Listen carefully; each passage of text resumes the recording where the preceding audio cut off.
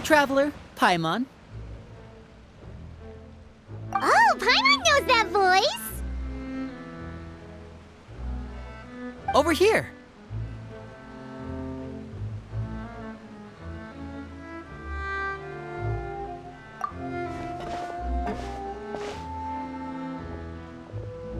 To borrow one of the more popular turns of phrase at the moment, this appears to be quite the fated reunion. Running into you two out of the blue like this has really made my day. I certainly wasn't expecting it. You can say that again. What brings you to Poisson? Wait, Paimon's got it! You must be here for one of your magic shows, right? Actually, we've run into a bit of trouble on the home front, so Father arranged for us to stay in Poisson for the time being. Oh, are Lynette and Fremine here too? Yep, along with most of the other members of the House of the Hearth. You may have noticed Poisson seems a bit more crowded than usual. So you're saying nearly the entire organization has moved to Poisson? Sounds like you've run into way more than just a bit of trouble. What's really going on? Well... Since the two of you are so curious, perhaps I can fill in the gaps. You scared Paimon half to death! Father, you're here. You know... On second thought, maybe we don't need to know. It's all probably super confidential House of the Hearth stuff, right? We totally weren't trying to pry or anything. No need to be nervous. I could sense your genuine concern from your conversation just now. Of course, I can also understand your confusion. Sending so many Fatui here to Poisson, it's only natural that some might suspect an ulterior motive to be involved. I understand. I'm well aware you've had your fair share of confrontations with the Fatui in the past, and I can't exactly guarantee that we'll remain on good terms in the future. As for right now, however, I would say we have little reason to be at odds, wouldn't you agree? The House of the Hearth could stand to be more open with those who have worked so closely with us in the past. As for the issue at hand, well, it hardly relates to any ulterior motive. To be frank, it all stems from a certain rumor circulating around the House of the Hearth. It's an internal matter. What sort of rumor? A rumor that a certain phantom child is hiding away in the House of the Hearth.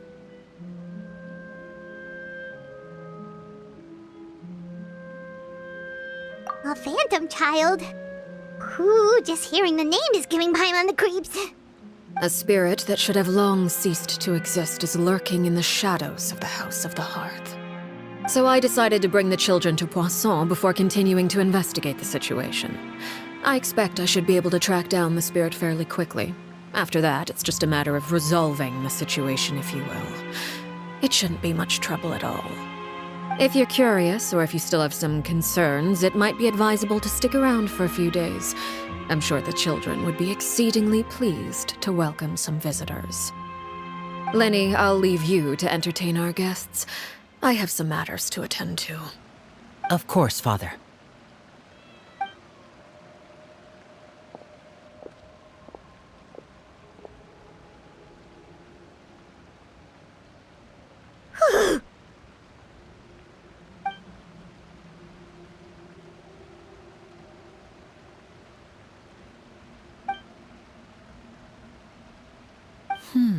It has long been a dream of mine to invite you to our home and introduce you to my other siblings.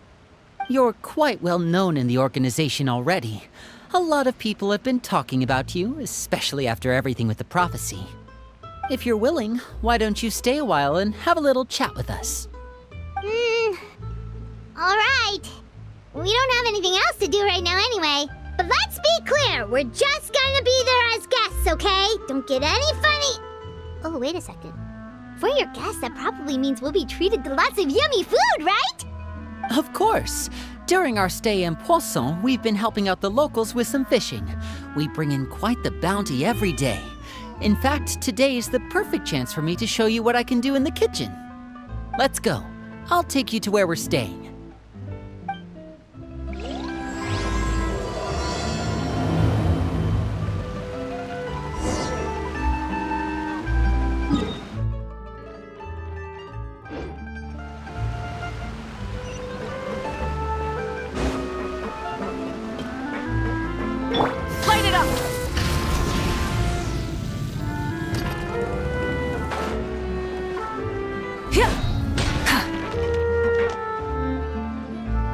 We rented this house from one of the locals to use as a temporary base.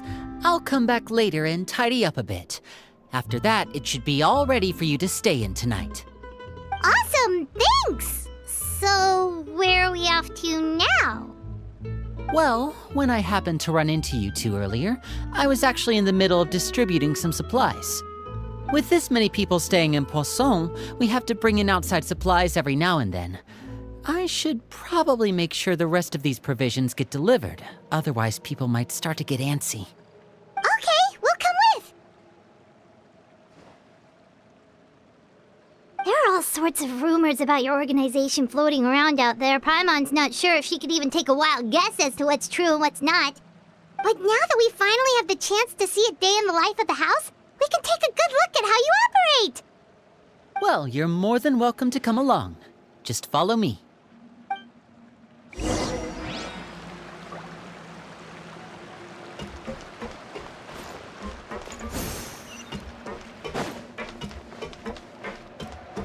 Burn it down!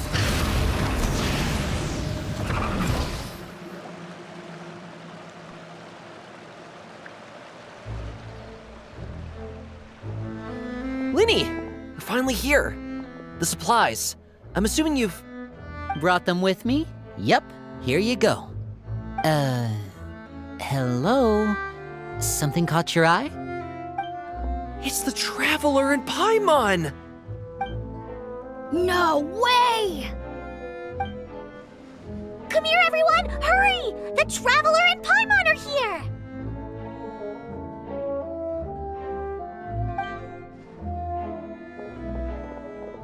One at a time, please. Don't crowd around them all at once. We don't want to scare off our guests now, do we? Oh, it's all right! Gotta say, Paimon didn't realize we were this famous. Of course! Father and Linny have told us so much about you. Father told us about how you helped Linny. According to her, you're a trustworthy friend. And as far as she's concerned, that's pretty much the highest compliment we've ever heard her give. As you can imagine, everyone's been very curious about you. I heard the Traveler is so strong that she can move a mountain with her bare hands.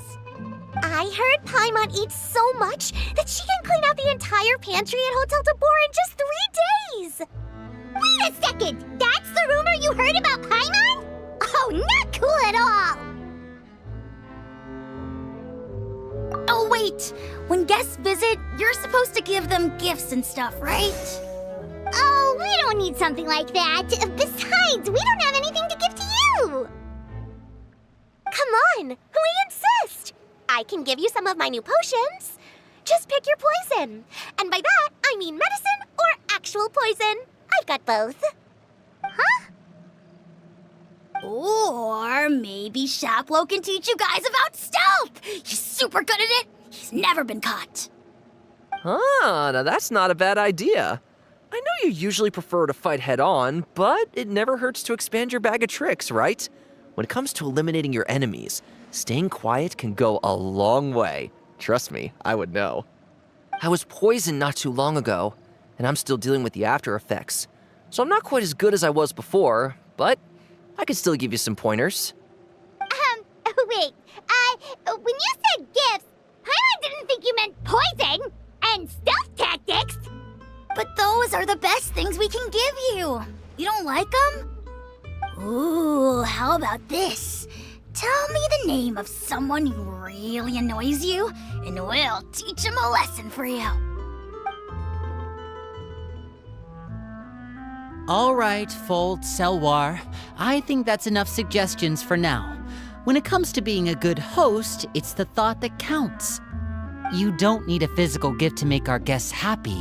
In fact, pestering them with suggestion after suggestion might make them more annoyed than anything. I would say your enthusiasm has certainly gotten across. Really? Awesome! It's been so long since we have had guests to play with. If there's anything you need, just let us know. Yeah, especially if it's poison or something. I've got all sorts of potions for that. Well, we'll talk to you all later. We've still got supplies to distribute. All right, see you later.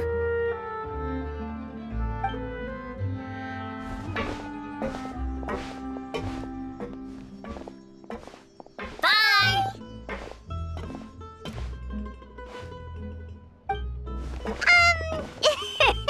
Lenny, about all that poison and stuff tactics talk just now. Scared you, did it? That kind of talk comes with being part of the House of the Hearth. When Foltz was really young, he strangled all of his family pets, just out of curiosity. He was labeled a dangerous problem child and was abandoned by his family. Elwar has an unnatural obsession with potions. Father has forbidden her from trying all the different concoctions she comes up with, but she still tries to test them in secret. You really have to keep an eye on that one. Chaplot is around my age. While I'm mainly responsible for collecting intelligence, he handles surveillance. He's very passionate about his work and has no reservations about taking on some very difficult missions. I know you two probably aren't used to that kind of talk, but I can promise you they only had the best of intentions. Things like stealth tactics and developing different poisons, they really mean a lot to them. They were just trying to share the best of what they could offer, that's all.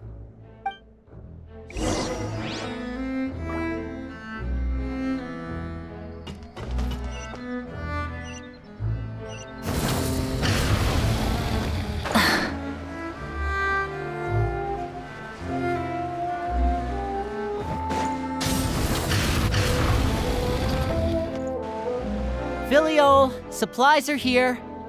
Thanks. And who are these two? Outsiders? Allow me to introduce you. This is the Traveler and Paimon. Oh, you're the famous duo I've been hearing so much about. It's nice to meet you. I heard you've traveled to all sorts of places. Is that true? Of course! We're making our way all across to that! Oh, good for you. You must be pretty familiar with Fontaine by now, then. Have you seen the new opera that started running recently? I think it's called... The 4,000 Thieves? Oh, this is the first we've heard of it. It seems like it's going to be fantastic. From what I've been able to tell from the posters, anyway. You should definitely check it out if you have the time. Oh, and there's The Blind Maiden, too. That one is supposed to have audience interaction. Seems pretty interesting. After this mission is over, I think I'll go get a manicure. Oh, maybe I should dye my hair. Wonder how much it'll cost. Is it just Paimon, or do these two seem much easier to get along with than the others? Looks like the House of the Hearth has some normal members after all. I heard that. Oh! Oops. I'm guessing you're referring to Foltz and the others? Yeah, we're definitely not all like them.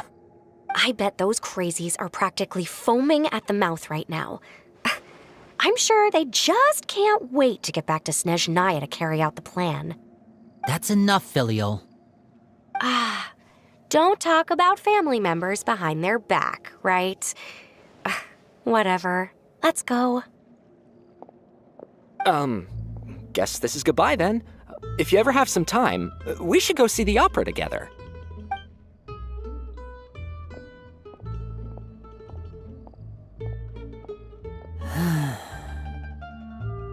Well, that's it for the supplies. We should probably head back as well.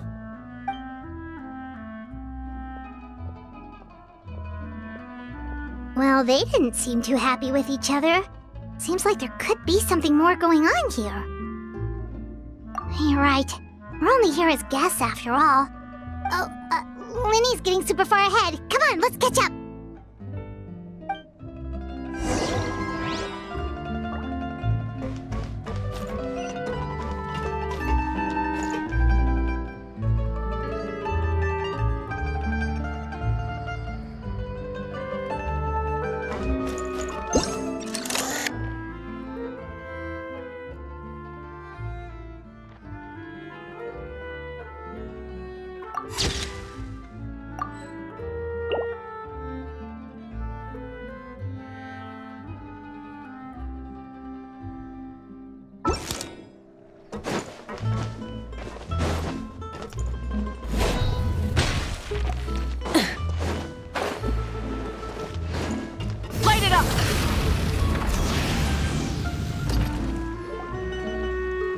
So, what do you think of the members you've met so far?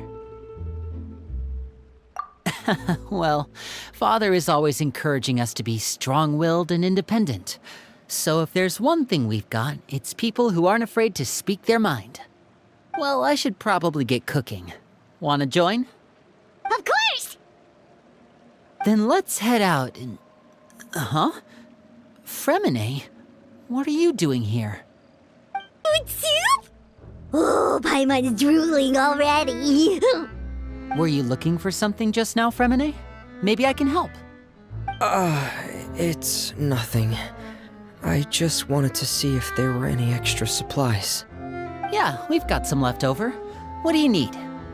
Some food and water, and some clean cloth, if possible. No problem. Give me a second here. Food, water... Wait a minute. What do you need all of those for? You're not on any missions as far as I'm aware, and you were just going to come eat with us. So what's this all about? I thought I'd grab an extra portion because I get hungry at night. Could be because I'm growing, you know, and... Fremine, you remember what I told you? You're not like me. Your lying skills still need some work. Tell me what's going on. Is it really bad enough that you have to keep it from your own brother? Maybe it'll be better if we gave them some space.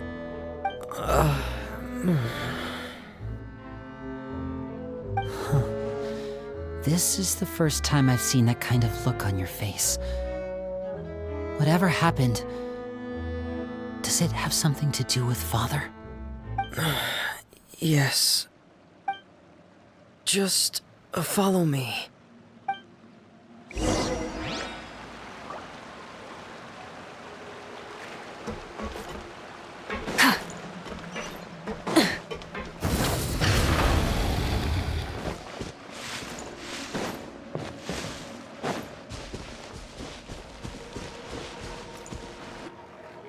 You're back!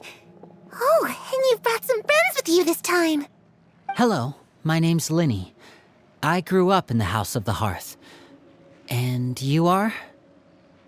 Hi, Linny.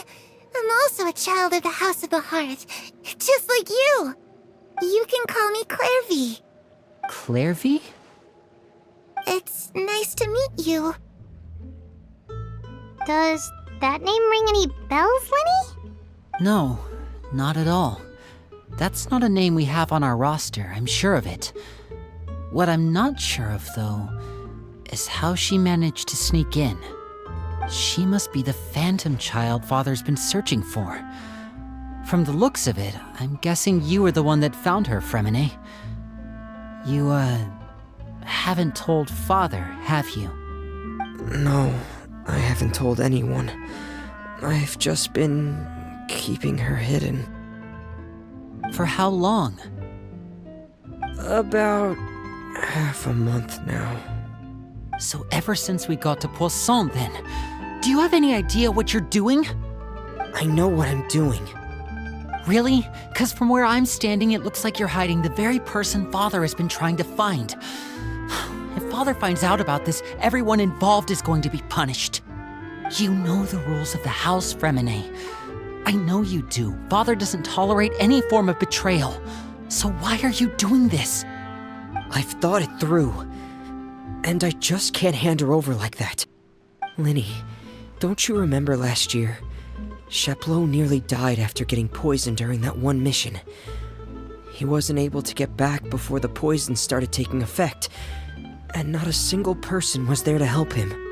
That night, while I was sleeping, I heard a voice telling me to go save him. I opened my eyes, but I couldn't find the source of the voice.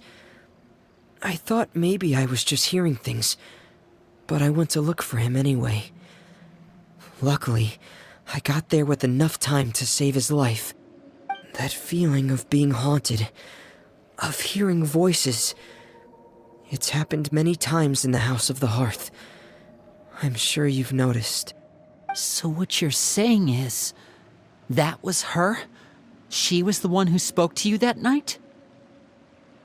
Unless there are other spirits roaming around the House of the Hearth, I don't think there's any other possibility. If Clairvy were our enemy, it wouldn't matter whether she was a spirit or an actual child. I would have acted without a second thought, because that's what Father ordered us to do. But she's been living with us, helping us from the shadows all this time. I think that makes her family. I couldn't just hand her over to be dealt with. Not when there's so much we still don't know. So what's your plan then? You can't keep her here forever. Someone is bound to find out eventually. I haven't thought that far yet. I don't want to disobey an order from Father, but I also don't want to put Clairvy in danger. Come with me. There are a couple things I'd like to say to you in private.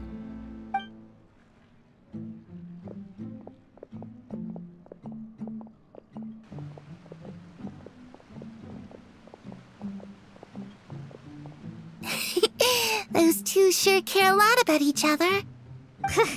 Well, they got a funny way of showing it. From where Paimon was floating, it sure seemed like they were about to bite each other's heads off. No way! They have a really deep bond. I could tell right away, because I also have a friend like that. I just don't know how long that kind of bond can last.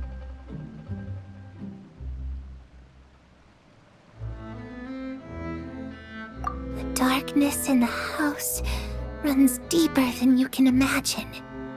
No one can get out alive. I'm sorry, Linny. I really didn't mean to drag anyone else into this. Oh really? You didn't mean to? 'Cause I for one wish you did. Huh? What do you mean? You know, when we were younger, you didn't call me Linny. You called me brother, just like Lynette. We grew up together, the three of us. We were all orphans, all rescued by Father. Of all the siblings in the House of the Hearth, I think our bond was the closest. Later on, when you started calling me Linny, I wasn't actually surprised. After all, Lynette and I are related by blood. We've had to depend on each other to survive long before we joined the house. Linny, The darkest and most difficult moments of my life happened before you and I had ever met. I'm sure that's true for you as well.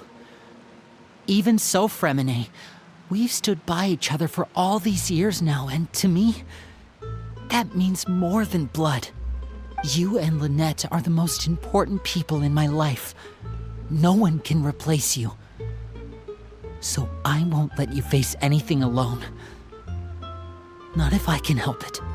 Oh, looks like things are getting kinda heated between Linny and Fremine. Maybe we should go check on them. Oh, it's raining. I should put my clothes on. Hey, you two! Hope we aren't interrupting anything. Like a fight, or... Oh, wait a minute, Fremine. You're not crying, are you? Is everything alright? everything's fine. Thanks for asking. Well, we're all friends here, right? We've been through so much together, so if there's anything we can do to help, just say the word. It's just a small family dispute. It's not something our guests should trouble themselves with. In fact, it might be better if your stay ended here. What are you getting at, Traveler? When guests are around, families are often on their best behavior. And any disputes are less likely to escalate. That's what you're trying to say, isn't it? I just... Thank you. I was really hoping to keep you out of it. But even if I could think of some other reason to turn you away, I'm not sure I could convince you. I know things could turn dangerous, so I promise you this. From now on, I'll protect you like my life depends on it. Me too. Well, back to the matter at hand then. If we don't plan on handing Clairvy over to Father, then our only other option is to solve the mystery of her identity before Father is able to track her down. That means finding out where she came from and what she's doing here. Then we can send her on her merry way and pretend like none of this ever happened. I've tried that already. And? And... nothing. I tried taking her somewhere really far away, but... after some time, she just reappeared. She even came with us all the way to Poisson. It seems like wherever the house is, she follows. I don't know much about spirits. Do you two have any ideas? Let's see here. Paimon remembers hearing something like, if you fulfill a spirit's last wish before they die, they'll let go of whatever's keeping them here and return to the ley lines. Oh, it's just that Paimon doesn't really remember where she heard that, so it's not guaranteed to work or anything. Well, sounds like it's worth a shot. Guess that means we should go ask her about her wish. But first, Fremine, I need you to promise me something. What is it? I need you to promise me that this will stay between the two of us. We're the masterminds behind this whole thing. No one else gets involved. Can you do that for me? Of course. I promise. All right. Then let's seal the promise just like when we were kids. Fist bump on 3. Ready? 1, 2, 3. I swear.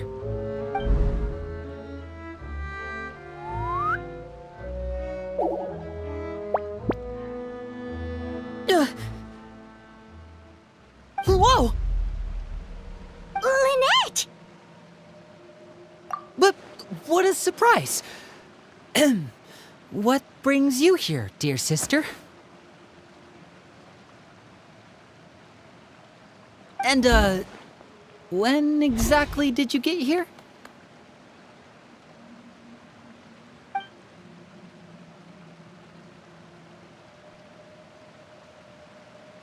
You're an idiot, brother. And you too, Fremine.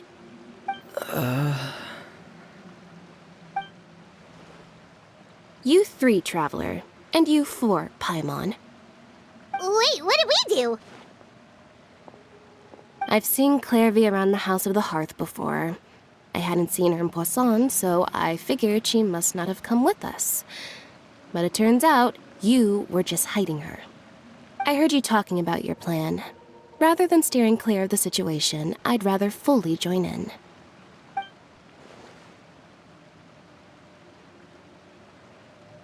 If you don't agree, I'll have no choice but to report everything back to Father. Simple as that.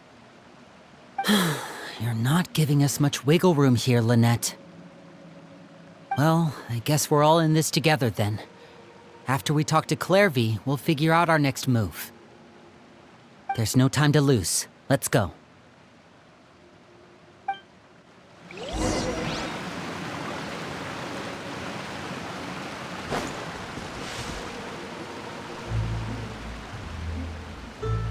I'm full.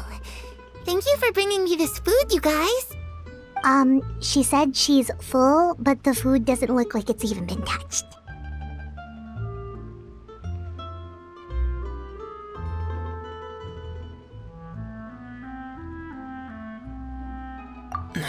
That's right.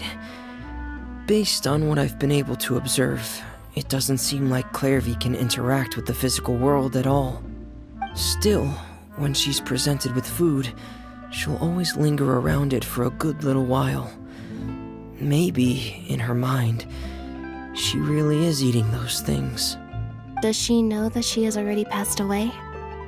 I've tried to ask her, but she didn't answer. My guess is that she's just as confused as we are. Or maybe she couldn't understand the question at all. Clairvy, if you've got some time, I'd like to ask you a few questions. Sure. Oh, another new friend. Hi, I'm Clairvy. Hello. Clairvy, how did you join the House of the Hearth? Huh? Isn't it the same for everybody? The knave brings you here and then you can't leave. It's just that your name, it's not on the roster. And I've never seen you before. The roster? Oh, I get it now. I think there might be some things you don't know about this place. The people in charge, they're not as nice as they look. They say they keep a roster, but it's not complete.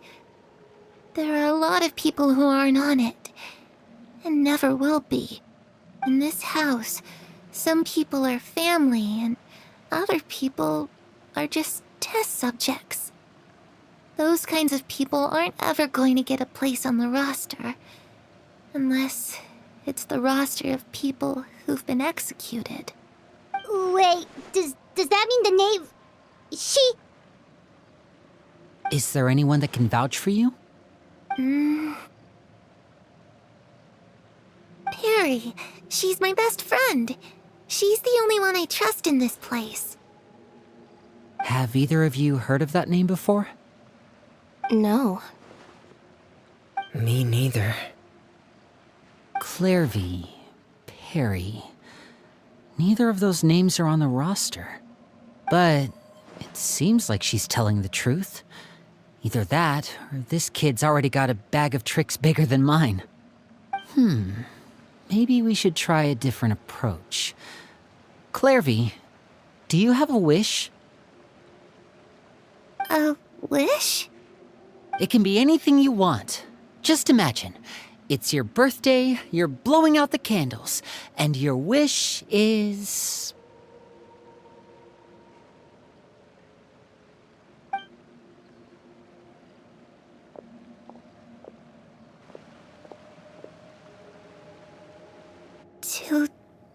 To go outside, where the sun can find me. That's... it? Well, that sounds easy enough. The darkness in the house runs deeper than you can imagine. No one can get out alive.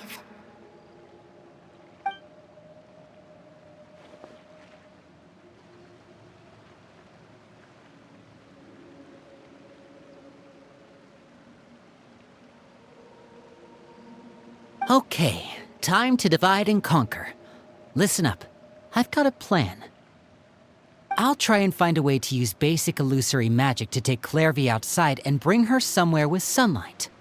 Lynette, try and find the list of executions that Clairvy was talking about and see if her name is on it. Fremine, you stay in Poisson. We can't be the only ones who've had run-ins with Clairvy. I need you to collect intel on everything she's said and done. Understood. I'll try my best. What about us? What should we do? I really appreciate your willingness to help, but this is a family matter. I don't want to drag you in too deep. It's too risky. Let me think. Since Father considers you to be guests, maybe you could stick by her side for a little while. You don't need to do anything except keep up some nice, casual conversation. Ah, Paimon gets it. You want us to distract her.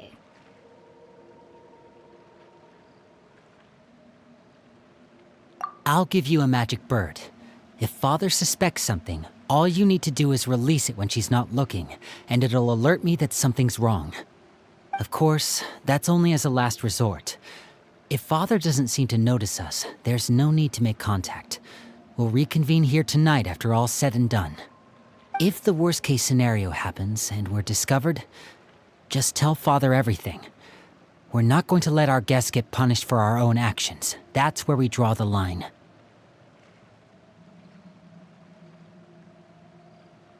You too. Okay, this is where we part. Father should be at the beach nearby.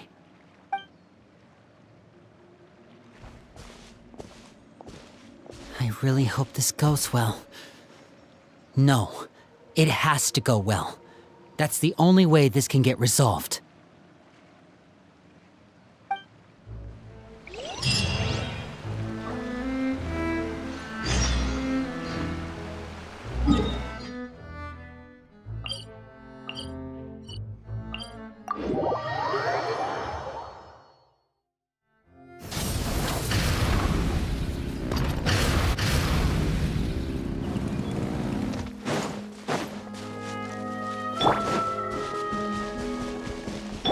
Strike a pose!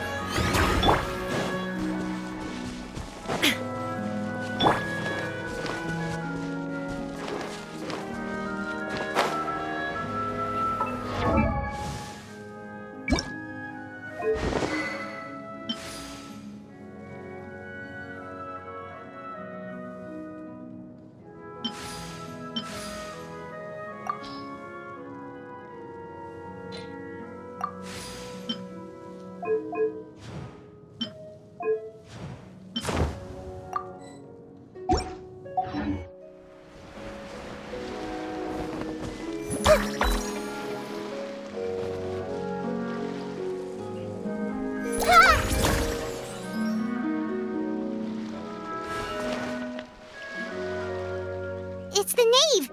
And... child!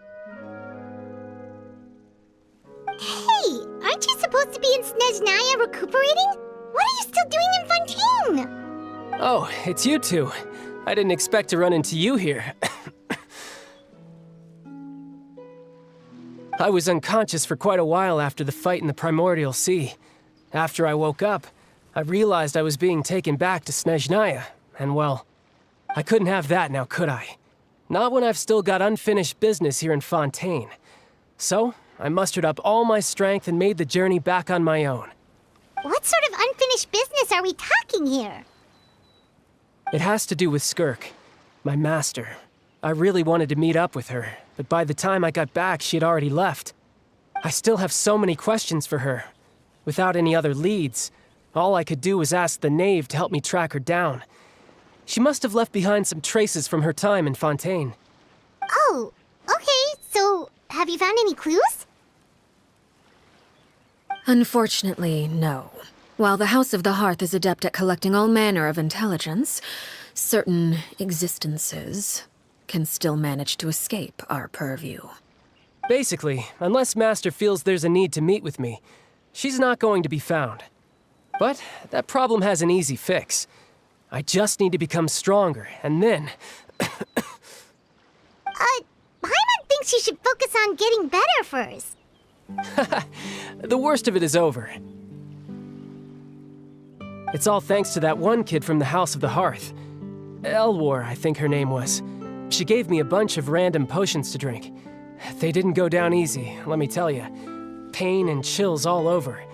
But they really did help speed up my recovery. And that's good, because it looks like I really do have to head back this time. The old man's been putting the pressure on me. He sent someone to tell me I'm needed for some sort of project. Project Stuja? Yeah, that's the one. I heard Regrader's involved too. I'm not looking forward to having to listen to all his monologuing, that's for sure. Hey, maybe you could think of a way for me to stay in Fontaine for a little longer. Helping Linny and the others brush up on their fighting skills would be far more interesting. If you and I could spar, that would be even better. I've been waiting for a chance to see you go all out. And what a sweet little daydream that is. But I also have a role to play in all this. I'll be leaving Fontaine shortly as well. Besides, considering how little they see fit to step outside the homeland, being called on to return to Snezhnaya by such illustrious dignitaries, what a great honor. Wouldn't you agree? One I could do without, I'd say. Is it just Paimon? Or does it kind of seem like they're...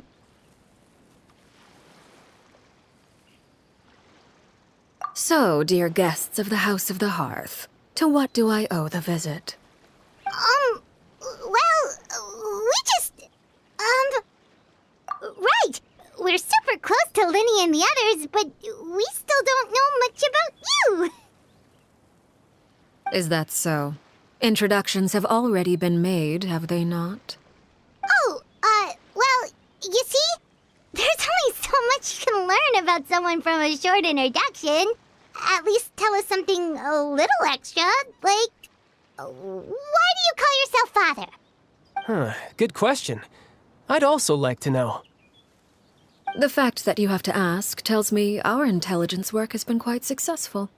Telling you the answer to that question would only serve to undermine that success.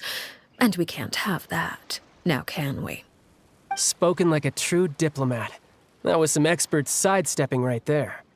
Well, if there's nothing else, I think I'll take my leave. I still have a small matter to resolve at home.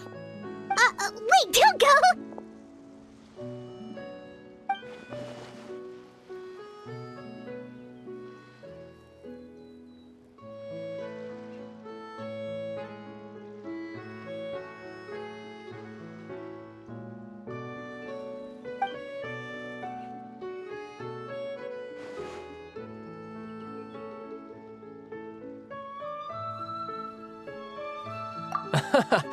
I'd also like to hear the answer to this. I've met some of the members of your organization, and they all seemed like really good kids. They actually reminded me of Tonya and Tusser.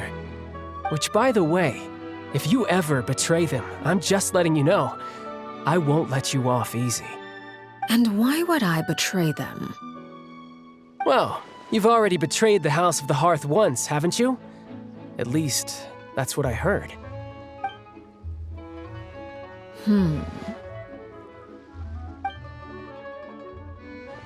Okay, I admit. That's just what the old man told me. The rooster, I mean.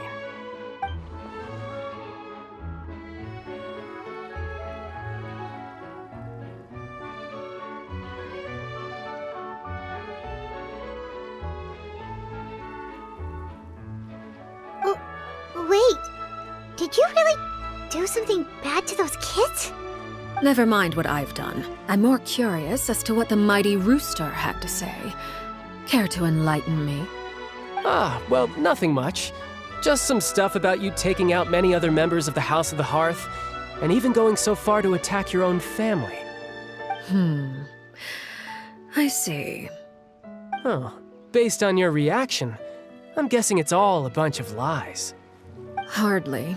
I don't appreciate his particular turns of phrase, but I suppose he didn't say anything untrue. Although, it would be more accurate to say that there is a certain level of prejudice involved, but I don't intend to clear that up just yet. Prejudice has a funny way of concealing the real truth behind certain things, an attribute that I find to be quite advantageous.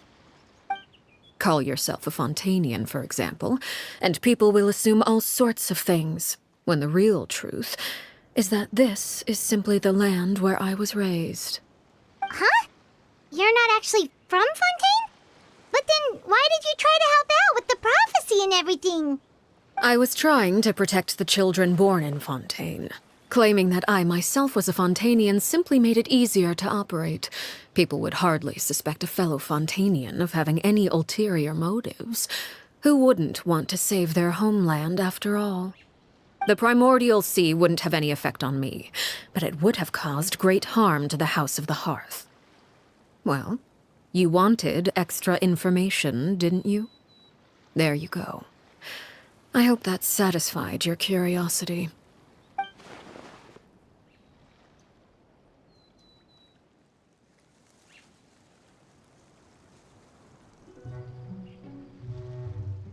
So, you stayed in Fontaine for the kids.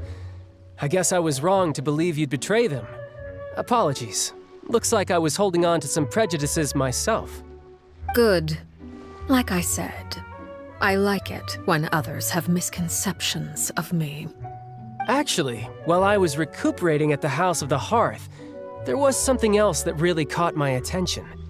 I heard that members always resolve disputes and arguments with a friendly spar, and the loser has to back down. Seems pretty cool if you ask me. Would also give them plenty of opportunities to hone their skills. Well, that's only a recent development. In the past, such spars weren't nearly so friendly.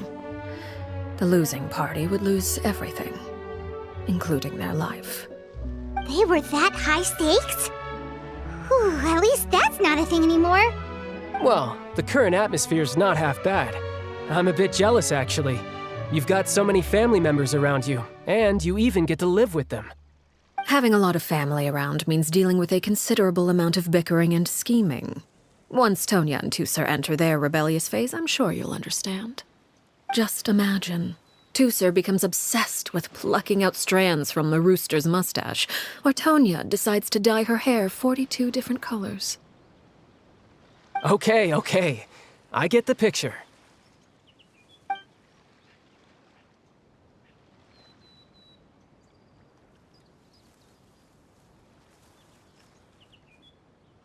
Well, would you look at the time? I should probably get going. Traveler, Paimon, I'm not sure where our paths will cross next, but the next time we run into each other, we should definitely try and find some time to spar. Again, maybe this is a conversation we can have when you look less like you're gonna keel over. All right. Well, thanks for everything, Arlecchino. No thanks necessary. You also played a part in obtaining the Gnosis. I would say we can call ourselves even. I like the sound of that. Well, I'm off. See you all some other time. We should probably get going too. Do you want to head back with us? Oh? You want me to leave so soon? Well, you see, I'm rather enjoying the evening breeze. If you don't mind, I think I'll stick around for a bit. I have some things to think about. Apologies for not attending to you like a proper host. Please forgive this slight. I do hope you'll have a pleasant stay. we managed to keep her distracted until nightfall. Good thing Child was there to keep the conversation going. You don't think she suspected anything, do you? Oh, I wonder if Liddy ran into any issues. Let's hurry back and see how everything went.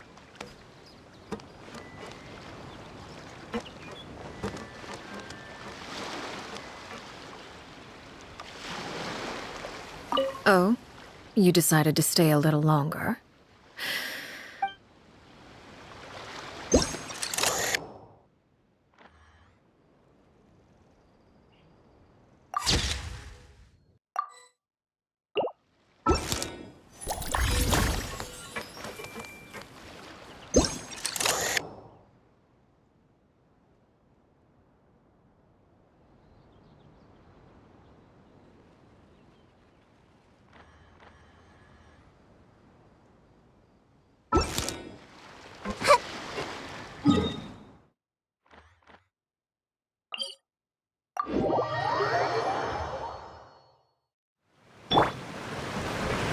Burn it down!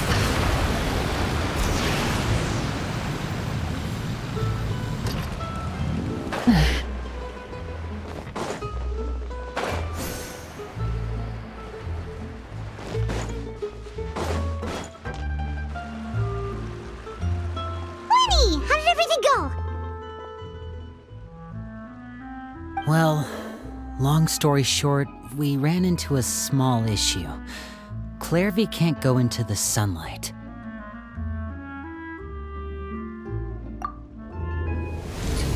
Everything was fine at first. She followed me up to the surface just like I told her.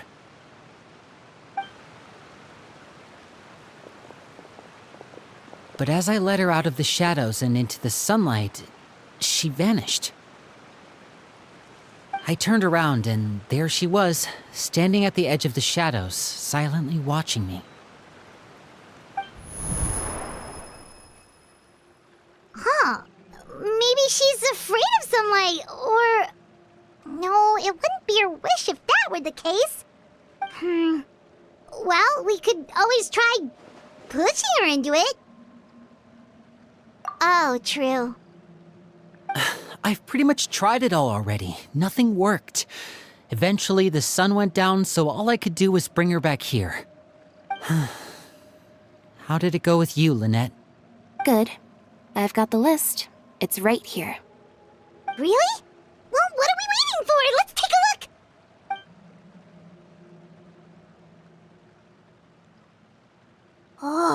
That's a lot of pages. Oh, it's gonna take forever to get through it all. We can each take a section. Here. La Pouillade, L'Endroit, Chambel, Horaire.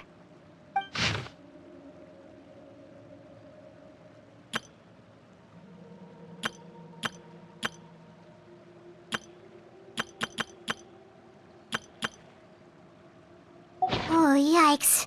That Horaire guy has a huge scar on his face. He's kinda giving Paimon the creeps.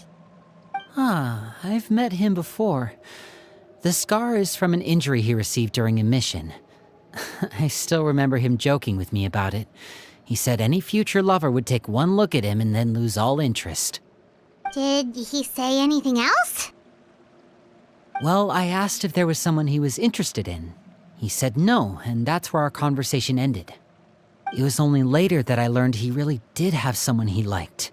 He risked everything to escape so he could be with her, but it didn't work.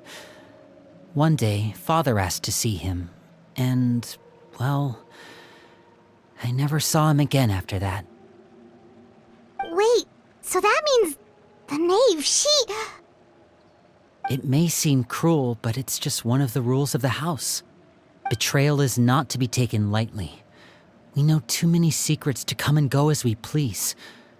So, if you do try to leave, you pay with your life.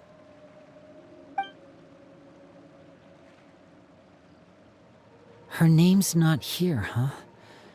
Well, that's not too surprising. It doesn't seem like this list is complete. It only contains records dating back around 5 years. Let's shift our attention then. Fremine, were you able to find anything out? Fremine. Sorry. I was thinking about something. I managed to talk to quite a few people, but I couldn't help but notice that the atmosphere in the house was a little... strange. Strange. Yeah, I mean, I know there have been arguments in the past, times when people haven't gotten along. Chaplot and Filial are a good example of that. Oh, those are two of the people that we met while delivering supplies. Paimon can see how they might not get along. They had very different vibes, and their, interests seem to be pretty different as well. That's to be expected, actually. Father brought us all here, shared her knowledge with us, taught us how to fight. That's one thing we all share. But that's also where the similarities end. Not all of us feel the same desire to stay here. As members of the House of the Hearth, we're also considered part of the Fatui. And to a lot of people, that's an identity they never asked for. Certain members get older and realize they want something else for themselves. But considering the rules of the house, most people would never say that out loud. People like Chaplot and Foltz are loyal to Father and her vision. They're proud to be part of the Fatui. Filial and Nantoy, on the other hand, well, they aren't quite as enthusiastic. These kinds of conflicts have always been there. It's not like Father is in the dark about any of this. Well, that's true. But it just feels like things have gotten worse lately. Filial and the others, it seemed like they were meeting in secret to talk about something. I can't say for sure, but I think they've met Clairvy. You think she's been inciting them to act out? No, not exactly. But I wouldn't be surprised if she said something to them about the darkness in the house and how deep it runs. She's told me about it before. Experiments being run on children. People being used as pawns on the battlefield without so much as the strength to survive. And they just believed all that? Without any evidence? Clairvy's words probably gave them the excuse they were looking for. Whether they actually believe them to be true is secondary. This is all because of Project Stuja, isn't it? Whoa. Hold on a second. What's this Project Stuja all about, huh? This is the second time it's come up now. Sorry, but I'm not sure of the details either. I only know what Father has told us, which is that it's something the Rooster and Regrator have been working on together. Apparently, it has to do with the Fatui's strategic plan for the future.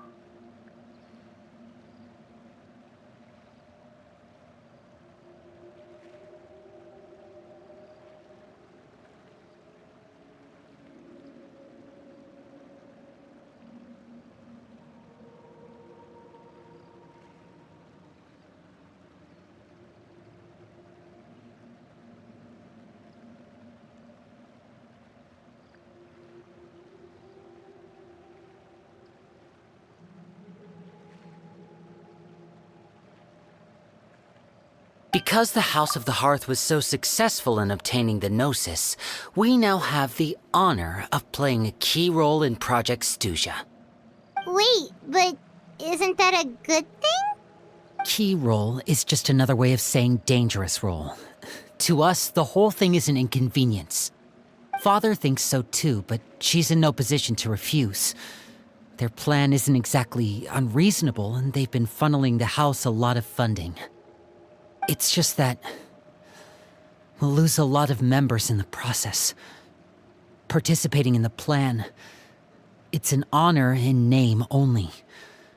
What they're really trying to do is subdue us.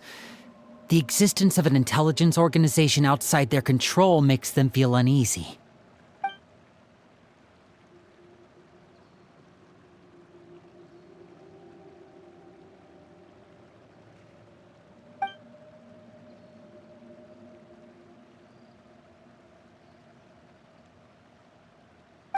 Super complicated top secret Fatui business aside, what does all of this have to do with the conflicts you were talking about earlier? Paimon doesn't get the connection. External pressure has a way of exacerbating internal strife. You can't overlook the power of fear either. People are afraid of dying, and that fear is often the impetus for a lot of stupid decisions. I thought resolving the Clairvy situation would make everything go back to normal. But it looks like things are more complicated than I thought. If we leave Filiol and the others to their own devices, sooner or later, Father will be forced to take action. We can only focus on one situation at a time, brother. You're right. Even if we confront Filiol and the others, it won't do any good. It might even make matters worse. We should focus on Clairvy for now. Well, it's getting late. We should head back and get some rest. We'll try again first thing tomorrow. Lynette, you stick with me this time. Fremine, keep a close eye on Filiol and the others. Make sure they don't do anything they'll regret. Good work today, everyone. Have a good night, and I'll see you tomorrow.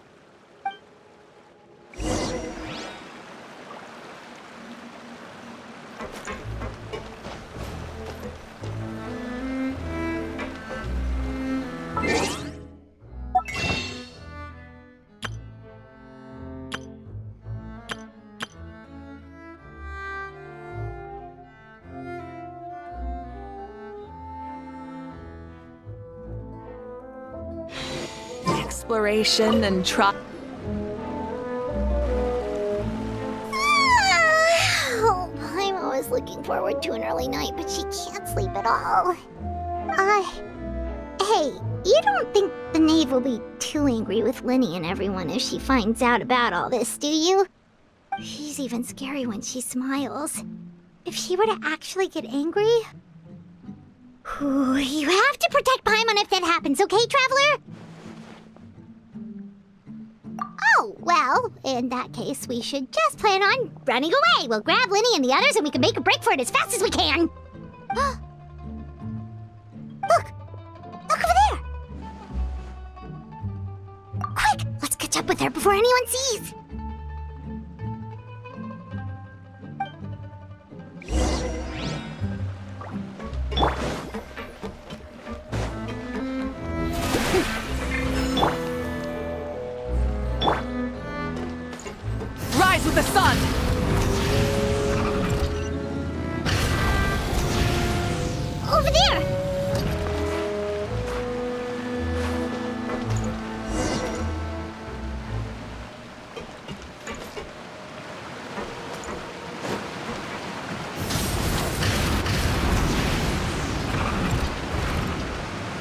Where is she going? Oh, if someone sees her, we're toast!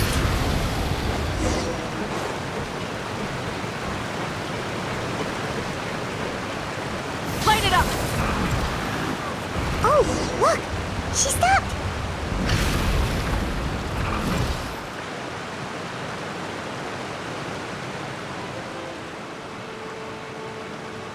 Clearvy! Shh! I opened the window while no one was looking. Look how pretty the outside is.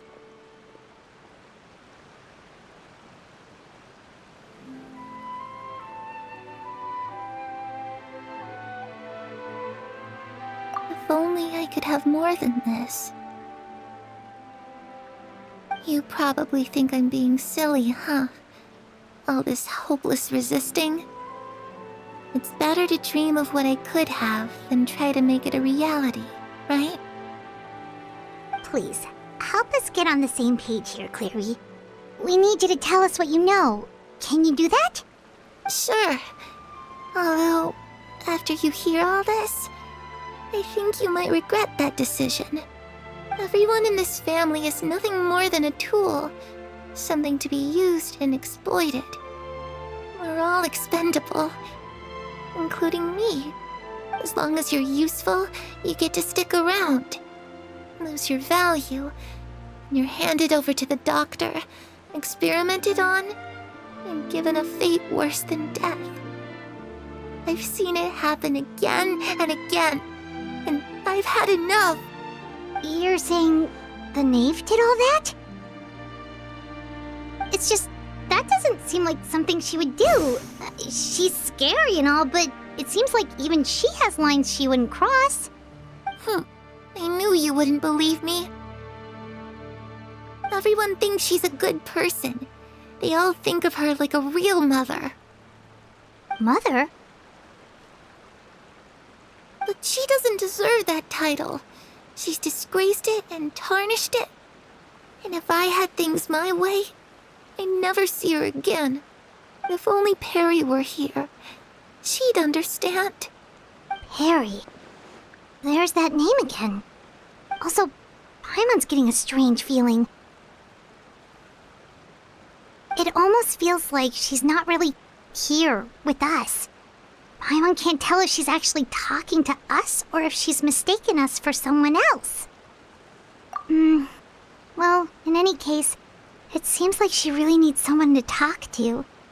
We should keep her company for a little longer. She looks so young. But it seems like she's been through a lot. It's getting windy. I should close the window. Ooh, look at the moon. Isn't it pretty? Hey, wanna hear a secret? I heard that if you look up at the night sky in Snezhnaya, you can see the aurora. It's supposed to be super pretty. Even prettier than the moon tonight.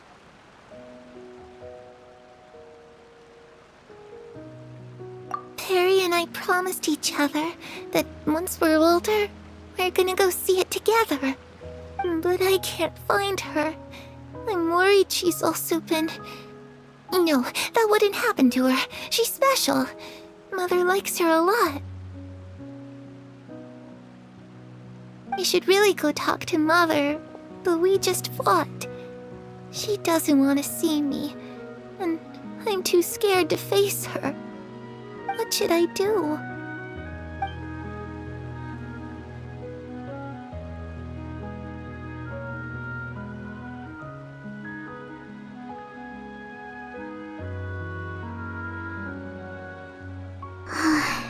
Paimon really doesn't understand what's going on with her. Well, let's head back. We've got an early morning tomorrow.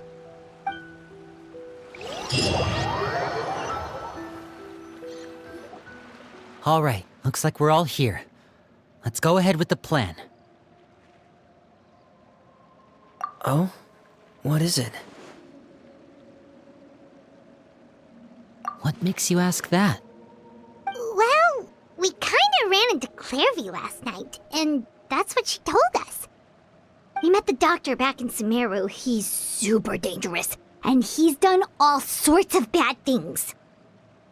It's possible that Father and the doctor have had certain dealings, but I don't think Father would work with him. We're not really on the same side, so there's not a lot of trust between them. That doesn't exactly set the stage for a successful partnership. I did hear, though, that when Father first became a Harbinger, the doctor offered to work with the House of the Hearth. Father rejected most of his proposals, except for one. It had to do with some sort of secret experiment. Secret experiment? Could that be what Clairvy was talking about? I don't think so. I don't know any details about the experiment itself, but I do know it's an entirely independent operation. The doctor only proposed a direction for the research. That was the extent of his involvement. I still don't think that counts as working together. The details of the experiment are confidential, but complete records are kept on all participants. That doesn't seem to be the case with the situation Clairvy referred to. I know you don't agree with some of the Fatui's methods, and I'm not asking you to. But I am asking you to trust us on this. The House of the Hearth has its own principles. There are certain lines we're not willing to cross. Alright, that's good to hear at least. Clairvy seems to think the knave and the doctor worked together to do something horrible. If that turned out to be true, Paimon doesn't know how he would even face you guys. It's just that it doesn't seem like Clairvy is lying either. The easiest thing to do would be just ask the knave directly, but Paimon doesn't think she'd tell us. Father didn't come back last night. She's probably still near the shore. We'll be counting on you to distract her. Lynette, you're with me. Fremine, you know what to do. Be on your guard, everyone. All right, let's get to it.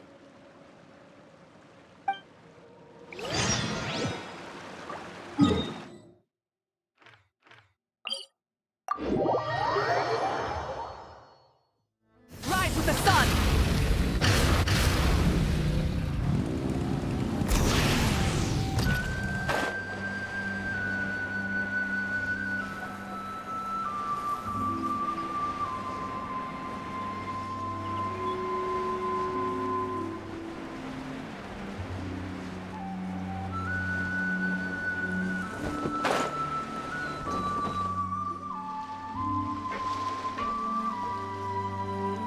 Ah, it's you two again.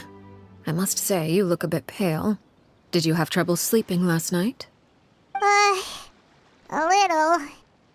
Perhaps if you had less on your mind, you'd be able to absolve yourself of such troubles. So what are you planning to do now? Catch up on some sleep? Or should I give you some time to rack your brain for a topic to discuss before I ask any questions? Although I must profess to being curious. Without child here, how do you plan on distracting me? Us? Distract you? A good one. But no, we were just here for a chat. Looks like you could have used some extra time to think. No matter. If you don't have any other plans, why don't you accompany me somewhere? Don't worry. I'll be sure to steer clear of any scheming children. The ocean breeze is sure nice today. Children always think they can hide things from the grown-ups. But nothing gets past me. Least of all a little scheming. I think I'll let them have at it for a little longer. I can be very patient. Well, I'll leave you to think things over. If you're so inclined, meet me outside the Palais Mermonia. Good things come to children who do as they're told. So I do hope you decide to tag along. If only for your friends' sakes. What should we do? She clearly knows about everything we've been doing, and Paimon doesn't think it'd be a stretch to say she was threatening us just now.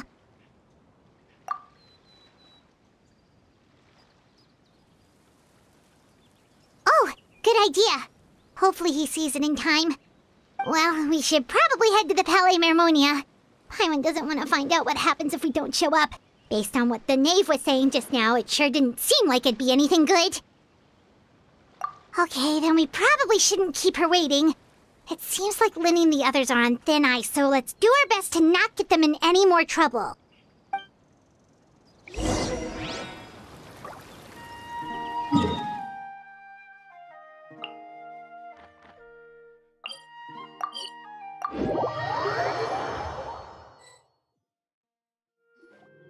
Seeing as we still have some time before my meeting, we might as well enjoy some pleasant conversation while we wait. I'm glad to see you get along with my children. Being surrounded by good companions is necessary for a child's development. You're not planning on doing anything to them, are you? I assume you're referring to Linny, Lynette, and Fremine. Although, there's that situation with Filial and Nentoy as well. It appears quite a few people have been acting out lately. No matter. I'm not one to discriminate. All those who betray the house meet the same fate. There are no exceptions. Does that mean you're going to kill them? Oh, are you here to beg for their lives? I'm sorry to disappoint, but the rules of the house change for no one. In my organization, everyone is responsible for their own actions. But don't you care about them at all? They really respect you. They even call you father. You must feel something for them. Any organization in which feelings come before principles is one destined for ruin. The House of the Hearth is hardly an exception. You could say our principles are more stringent than most. Perhaps I can offer you this consolation at least. As our guests, you two will not be held accountable along with them. I would imagine Linny, Lynette, and Fremine will be able to keep their lives.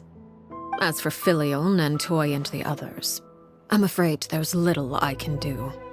They can try to escape, but once you know our secrets, there's no getting out alive. But that's awful. You seem concerned. Out of consideration for my guests, I suppose I could turn a blind eye for a little longer. If Linny and the others manage to dispose of Clairvy in the meantime, all evidence of their wrongdoing will be lost. In that case, I could hardly punish them for something I couldn't prove. If their efforts are unsuccessful, on the other hand, all will be held accountable, and the punishment will be severe.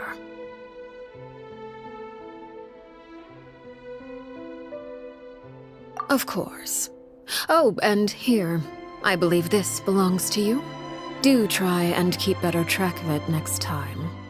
It takes a considerable amount of time to train a bird like this. It would be such a pity if you were to lose it permanently. Wait, where did you get that? Well, I'm afraid that's all the time we have to chat. Now, for the matter at hand. I asked you to meet me here because I have business at the Palais Mermonia. It has nothing to do with you, but I think it would be prudent for you to stick by my side for the time being. There will always be time later to run off and tell Linny what you've learned. Well, time to go. Looks like we wrapped things up just in time.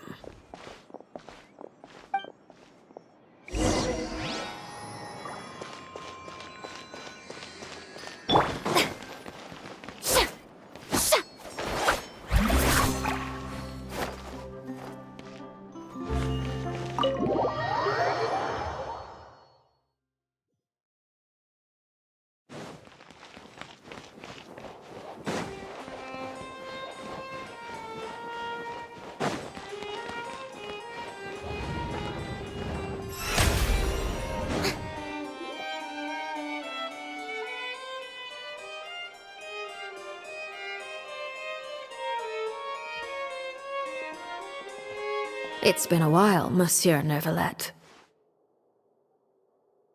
I must say, I wasn't expecting my meeting request to be approved quite so quickly. The Palais Mermonia operates with an efficiency worthy of admiration. It is only right that an esteemed diplomat such as yourself should be afforded the proper level of respect. Although, if I may speak plainly, I must confess that I did not anticipate we would have the occasion to meet again after presenting you with the Gnosis. I see you brought the Traveler and Paimon with you as well. If I may inquire as to the purpose of your visit. I'll be departing Fontaine shortly. There is, however, an outstanding matter that I would like to see resolved before I go. It requires a rather lengthy explanation, I'm afraid. So I took the liberty of explaining everything in this proposal. Please review it at your leisure, Monsieur Neuvillette.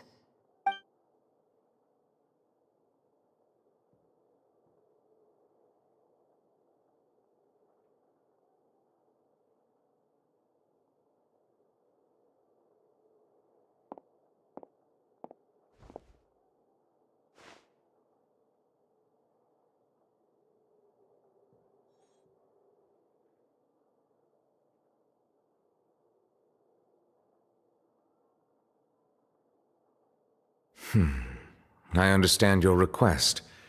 However, at the risk of causing offense, I must admit that I fail to see why you would wish for such a thing. I heard you have a certain fondness for water tasting, Monsieur Neuvillette, so allow me to use water as an analogy. A family is like a large body of water with countless rivers flowing in and out. As someone who watches over this system, I would hope that each river that flows from the source will eventually reach the ocean. Of course, objectively speaking, I know this is impossible. Most of the rivers will dry up along the way, disappearing into the ground and leaving nothing but a barren riverbed behind. Not all rivers are destined to reach the ocean, but I would not see their existence rendered meaningless. I believe the water that flows within them is simply meant for a different destination, like a field in need of irrigation.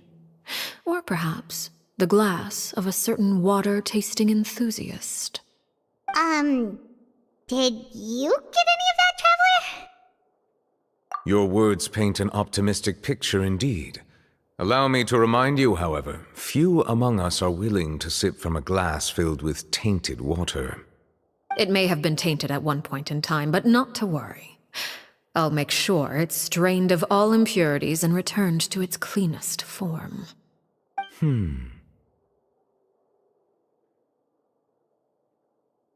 I seem to recall there being a transactional aspect to your proposal. Perhaps you could expound on that? If you accept my proposal, Monsieur Neuvillette, I will gradually withdraw my forces from Fontaine. And, unless absolutely necessary, I will no longer carry out any special missions within Fontaine. I presume I can take your words to mean that, in the future, cases similar to the Tartuffe assassination will cease to cross my desk? Tartuffe? Ah, that thief who embezzled funds from all those charities, you mean? My deepest condolences to his family, but without any evidence, I cannot imagine how the House of the Hearth might have been involved in his passing. Of course, if you accept my proposal, Monsieur Neuvillette, I'm sure certain measures could be taken to reduce the frequency of such troubles. You choose your words carefully indeed. In that case, I am inclined to accept your proposal. My thanks for your generosity, Monsieur Neuvillette. Well, with that settled, we should be going now. I took the liberty of bringing along 2 bottles of spring water from Snezhnaya for you to enjoy. I do hope I get the chance to hear your impressions. Perhaps at our next meeting, yes? Indeed. I trust you would not overlook your commitment in the meantime. All right, Traveler Paimon. Time to go.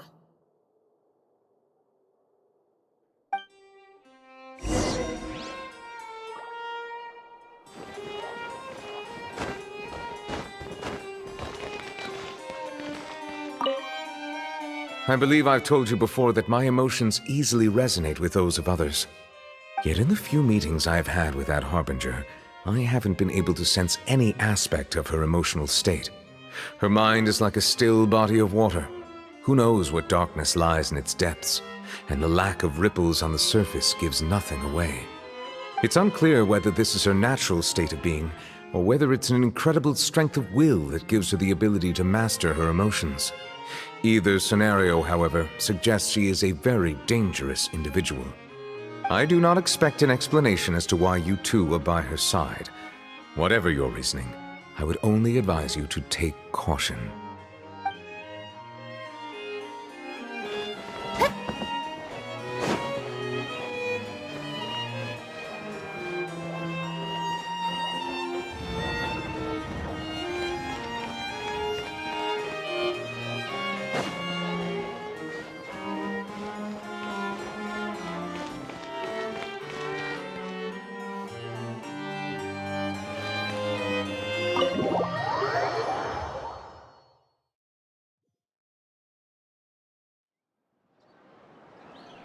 So, what exactly were you talking about back there?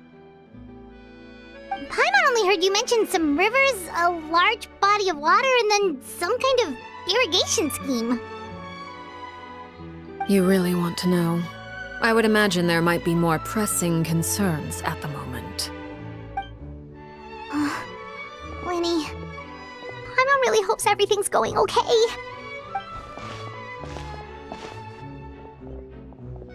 Oh, Paimon recognizes that look. You've got your thinking cap on, don't you, Traveler?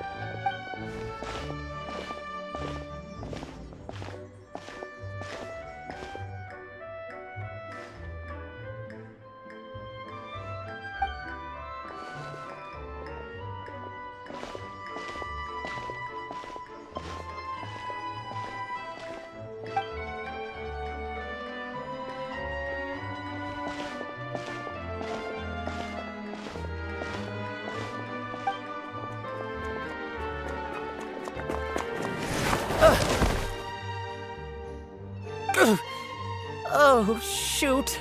Are you alright? Oh, jeez. I'm so sorry. I was so focused on selling these papers, I wasn't looking where I was going. Well, let me make it up to you at least. Here, take this paper. On the house.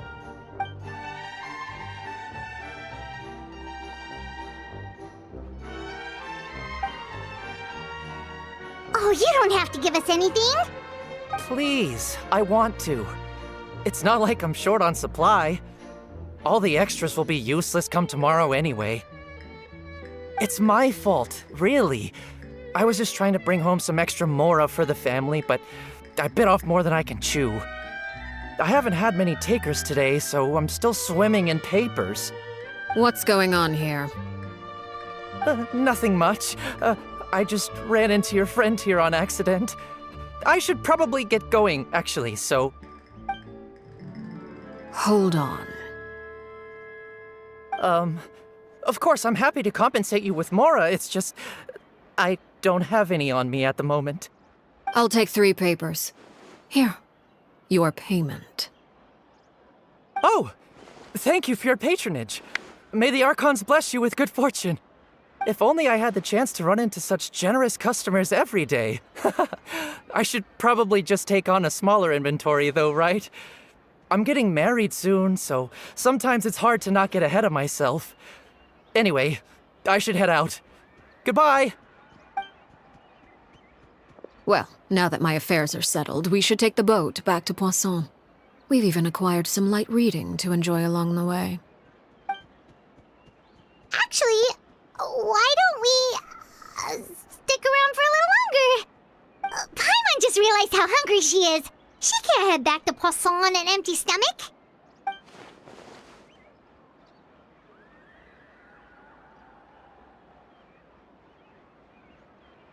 It appears you two are under the impression that delaying our return will somehow alter the situation in your favor. I'm sorry to ruin your fantasy, but your efforts are meaningless. That being said, I could be persuaded to give Linny some extra time. I just have one condition. If you agree to my request, I'll even answer some of your questions. You're quite curious about Claire V, are you not? And my relationship to her. Wait, why are you being so generous all of a sudden? You're not gonna ask us to do something bad, are you? You overestimate yourself. You don't have the talent for bad things. Then what can you possibly... The most important consideration in a negotiation is that both sides receive something they want. Demands and threats only get you so far. Wonderful. Here it is. When the time comes, make the choice that you deem most appropriate in the situation, and lend your help to the House of the Hearth. Okay. Sounds normal enough. But what do you mean, when the time comes? When is that supposed to be? That is for you to decide. Then we have a deal. Follow me.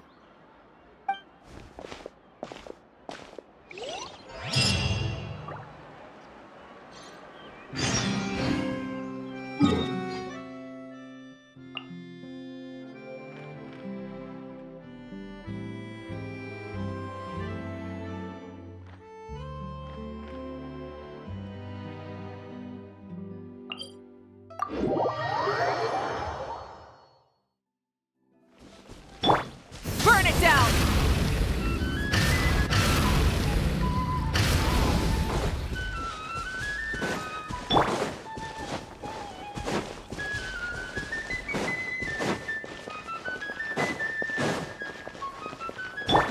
Rise with the sun! Try and stop me!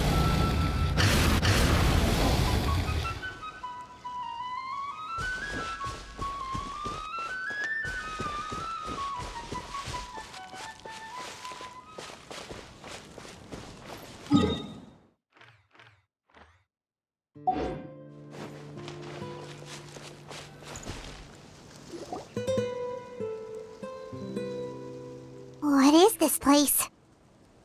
Somewhere long forgotten by everyone. It used to be a grand building. Now it's nothing more than a pile of rubble.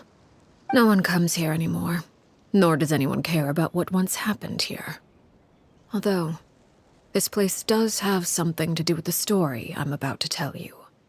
It was before I became a Harbinger, and before Linny and the others joined the House of the Hearth. Due to certain events, I first killed Clairvy and then her mother. And this is where it all happened. You were the one that killed Clairvy? Patience now. Allow me to explain Clairvy's side of the story first. I'll start from the beginning. Clairvy was 6 years old when she was brought by her mother, Crucibina, to live in the House of the Hearth. From the outside, it seemed like a fairy tale. A thriving family made up of kind adults and friendly children. Crucibina was the knave at that time, and the House of the Hearth was under her control. She was Clairvy's mother by blood, but she was also the mother to all the children in the house. Clairvy was happy here, for a time. But she quickly realized that being part of this family wasn't a fairy tale at all. It was a kind of purgatory. Purgatory? Exactly. The House of the Hearth takes in war orphans from all over Teyvat. But as for how to raise them, that depends entirely on the person in charge. Crucibina came up with a novel idea. She would teach the children to fight, force them to duel each other, and then crown as the king of the house the child who proved themselves most worthy of inheriting her title. It's difficult to estimate the number of children who died or were maimed in the process. There's little I can say about the ones who died. The ones that emerged with permanent injuries, on the other hand, well, they still served a purpose. They would be handed over to the doctor to be experimented on, or sent away on dangerous missions. Nothing more than tools to be used and then discarded. So those were the experiments Clairvy was talking about. But what actually happened to her? You said that Clairvy was Crucibina's daughter, so if Clairvy tried to convince her to stop what she was doing, Crucibina probably would have listened, right? Despite being Clairvy's mother, Crucibina cared little for her daughter. She forced Clairvy to join the House of the Hearth only as a means to demonstrate her own impartiality as a mother, to prove that she treated all her children equally. Clairvy did try to convince her mother to change her ways, but it was to no avail. After her efforts failed, the only other option was to rise up and try to fight back. Unfortunately, the other children had already been thoroughly indoctrinated into the illusion of happiness Crucibina had created. Of course, there was one exception. Someone Clairvy's age who knew the truth about the House of the Hearth. Her name was Peruere. Wait, the friend that Clairvy mentioned? Friend, huh? I suppose we can call her that for now. Clairvy was a cheerful and passionate person with a tenacious spirit. Peruere, on the other hand, was rather cold-blooded. Her cold-blooded nature allowed her to see through Crucibina's facade. Yet, it was also this cold-bloodedness that prevented her from acting against it. At least at first. While Clairvy longed for freedom, Peruere was convinced that, amid all the fighting and violence, she would make it until the end.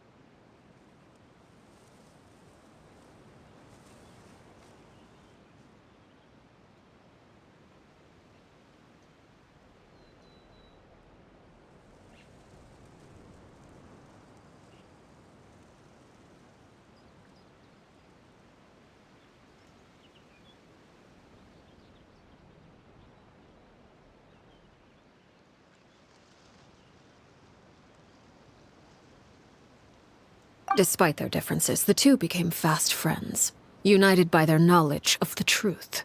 Clairvy told Peruere that she hoped to create a real family, where no one would be killed or sacrificed. There may have been a certain naivete to her ideas, but Clairvy proved her determination many times over. She tried countless times to run away, ask for help, or expose the truth. But her efforts only earned her beating after beating. The only thing that kept her going was her strength of will. Even with her body racked with pain, she would still stand on her tiptoes and open the window at night.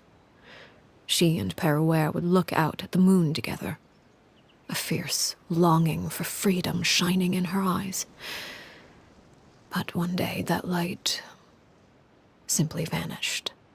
Oh no. What happened? Her hopelessness resulted from a culmination of things. 10 years had passed. 10 years worth of failure after failure. She and Peruere weren't children anymore, but finding any chance to escape still seemed as hopeless as ever. It was during this time that Peruere suggested a new plan. If escaping was out of the question, why not take down the very person sitting on top of this throne of lies? Mother herself. Clairvy rejected that proposal. She claimed that, as a famous harbinger, Crucibina possessed an unimaginable amount of power.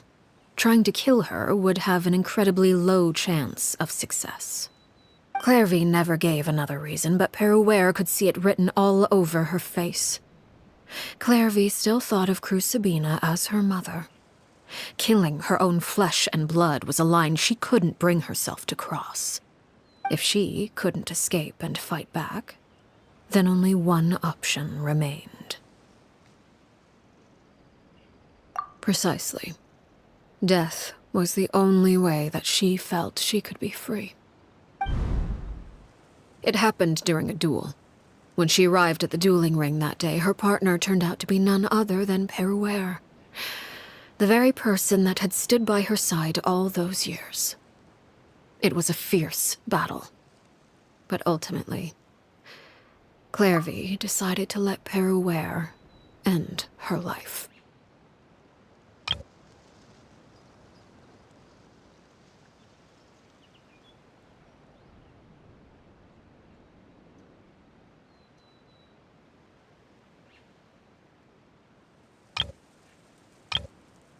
From that moment on, Peruere's journey was one written in flames. When the rain finally came and washed it all away, there she stood, the sole victor in Mother's endless game of slaughter. A trail of corpses strewn across her path to success. It was the very result she had predicted 10 years prior. Even then, she believed she would make it until the end. She wasn't surprised by the fact that she emerged as Mother's undisputed heir. Rather, her success left her with an inexplicable sense of restlessness. She was unsettled. And there was only one thing that could quell that sensation. Perhaps you two would like to take a guess as to what it was? Crucibina, you mean? But... Correct. This is the place where Peruere killed her best friend. A mere year later, this is also the place where she fought tooth and nail to kill the mother they shared. The moment she acted, any conception of what was right or wrong ceased to matter. It's one of the principles of the house. Only those who survive get to write the rules. Peruere won the battle, and became a harbinger herself. After which Her Majesty, the Tsaritsa, bestowed upon her a new name. ARLECCHINO. So the Perry Clairvy was talking about... It was you all along. You're Peruere. ARLECCHINO is just a name you got later.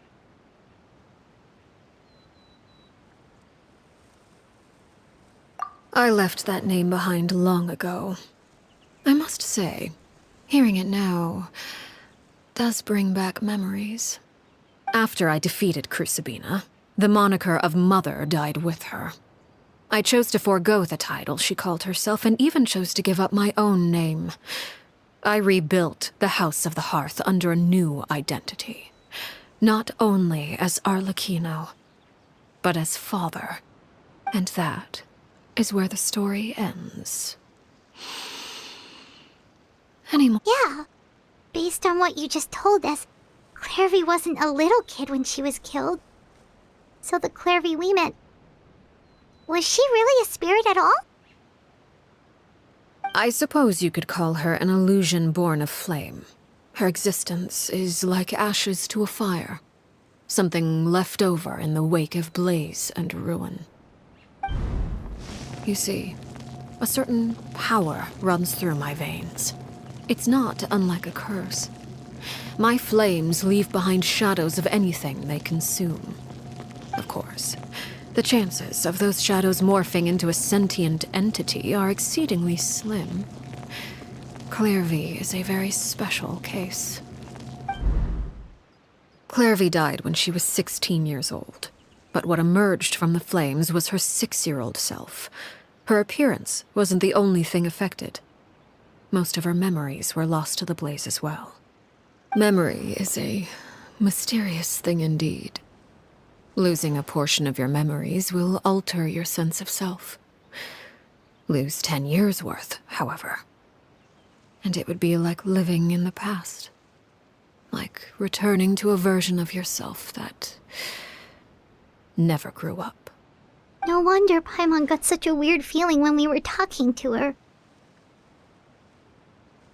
Perhaps I should put it this way. Clairvy is someone trapped in time. It may seem like she exists with us in the present, but she truly lives in the confines of her own past. So if all of that is true, then you must have known about Clairvy for a long time. Indeed. She's a rather volatile and unstable entity. Sometimes she would look after the children. She's even saved some of their lives. But other times, she would hide from me and become obsessed with revealing the truth about the house to anyone who will listen. Shadows don't have the capacity to learn or grow. Any new information they encounter is quickly forgotten over time. Your attempts to expose Clairvy to sunlight, they failed, yes? The reason is actually quite simple. In Clairvy's mind, the house is impossible to escape, and it is this very perception that traps her there. But no matter. All I have to do is kill her again, and all will be resolved. I don't anticipate so much as a single speck of ash will be left behind this time. Wait! Paimon can understand why you might want her gone, but isn't there another way? So what if she's trapped in her 6-year-old self? She's still your friend! At least talk to her first! It's too late for that. She broke the rules, and now she must be punished. That goes for Filial and Nantoy as well. She's had quite the effect on them. I hope you understand. The difference between Crucibina and myself lies in our formulation of the rules, not our policy for enforcing them. Upholding the rules without question is a trait we both share, because that is how a household should be run. Is this really what you want to do? Whatever could you mean? Don't you want to say a proper goodbye at least? Whether as a killer or as a father, there are two things that must be avoided at all costs: anger and sorrow. Anger makes you impulsive. Sorrow causes you to waver. Well, it appears it's about time to proceed. Before we arrived, I told some of my well-behaved children to bring our troublemakers here by nightfall. I do believe I've kept my end of the deal. I give your friends quite a bit more time. As for what happens now, we'll just have to wait and see.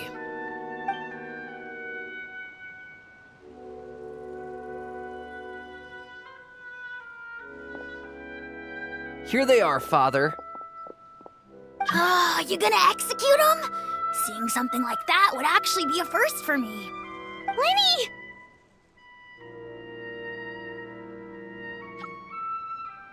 I'm sorry. I heard about how you helped buy us more time. But I still failed. I couldn't find a way to fulfill her wish. Huh? Are you... Perry? Indeed, it's been a while, Clairvy. Perry! Shh, stay right there. I'm sorry to postpone our reunion, but first I believe certain scores need settling.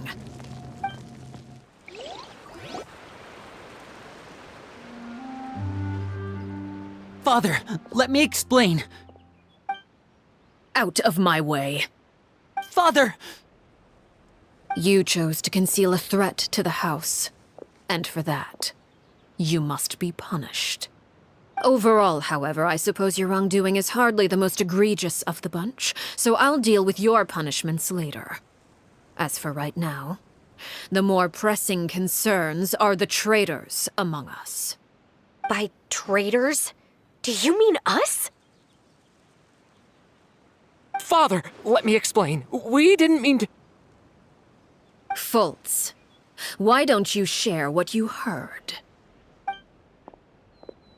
Yes, Father. Secret Midnight Meeting number 3. Participants: Filial, Nantoy, Sato, Toddy.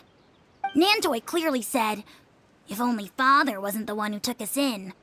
Sato added, "I'm sick of this life. I just want to live as a normal person." Filial was the worst of them all. She called us crazies and said a bunch of mean things about Father. I did not! You're lying! Fultz is trying to frame us! It's not like I'm the only one who heard those things. After that, you and Toddy and a bunch of other people started talking about Clairvy. You were using all Your dressings? Come on, let's hear it then! What's your...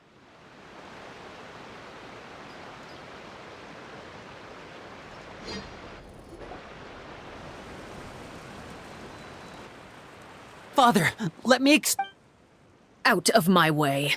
Father! You chose to conceal a threat to the house. And for that.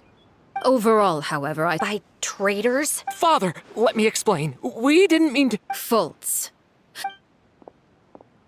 Yes, Father. Secret midnight meeting number 3. Nantoi clearly said. Sato added, Filial was the worst of them all. She called us. I did not! You're lying! It's not like I'm the where birds locked in. You little... You just want me gone, don't you? What did I ever do to you, huh? And you, Sheplo, have you forgotten who stood by your sickbed, watched over you, and changed your dressings? Come on, let's hear it then. What's your reason for all this?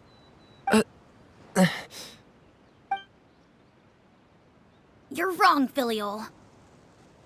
We don't want you to die. You're our family. Liar. You wouldn't be doing this if that were the case. So why? Why have you backed us into a corner? We all live in the House of the Hearth. You know the type of work we do, Filial. A single betrayal can cost dozens of us our lives. It's not like it's never happened before. That kind of thing is hard to forget. That's why the House of the Hearth cannot tolerate any form of betrayal. Ever since we came to Poisson, you've had 7 secret meetings. A lot of the things you talked about really crossed the line. You've been spying on us for half a month? Wait a second. Now that I think about it, the move to Poisson was just a way to make it easier to spy on us, wasn't it? Because we were all in one place. You've had this planned all along. Filial, Nantoi, I'm sorry. I owe you both my life. I owe Clairvy too. If it weren't for all your help after I got poisoned, I wouldn't be standing here today. If this were any other situation, I would do anything to repay that kindness, even if it cost me my life. But rules are rules. I'm sorry. My hands are tied. Why? Why? That's enough, Filial. We made a mistake. And we should own up to it. We broke the rules. Plain and simple. And now we have to face the consequences. I'm sorry, Sheplo. Fultz. I'm sorry, Father. We accept our punishment. Chapleau, according to the rules of the House of the Hearth, how should these traitors be punished? All those who betray the house pay with their lives. And so it shall be.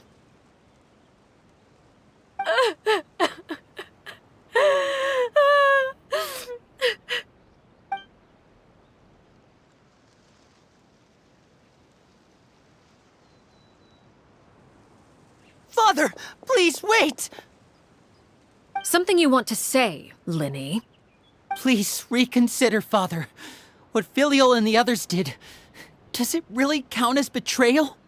We all come from broken families. From the very first day we joined the House of the Hearth, we wanted nothing more than to make it a real home. But the truth is, none of us know what a real home should look like. I'm not saying I have all the answers. All I know is this. Killing Filial and the others may uphold the rules, but doing so will only bring us further away from being a real family than we've ever been. So please, Father, please reconsider. I agree with Linny. Father, please. Linny,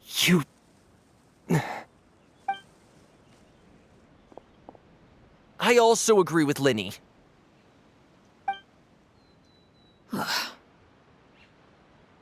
An order once given cannot be rescinded. However, given the extent of your determination, I suppose we shall have to go about this a different way. Draw your weapons and face me. Our weapons? Father, are you referring to a duel? Precisely. The rules of the house will not be altered. Traitors must be punished. However, resolving disputes with a duel is also one of our rules, one that also applies to me. Demonstrate a sufficient showing of strength, and I shall offer a concession. Wait. Beat Father in a duel? Impossible. Father is way too strong, even for Lenny.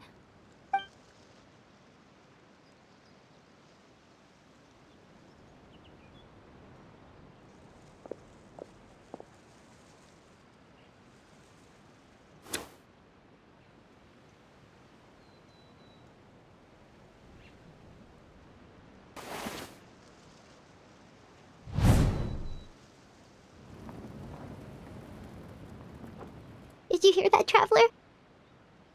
Lenny and the others have to duel the knave. What should we do? Can they really win something like that? If they lose, those people from the house are really gonna be executed. Hey, are you listening?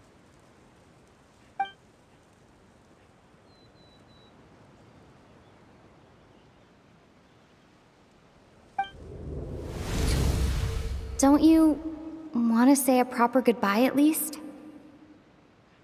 Anger makes you impulsive. Sorrow causes you to waver.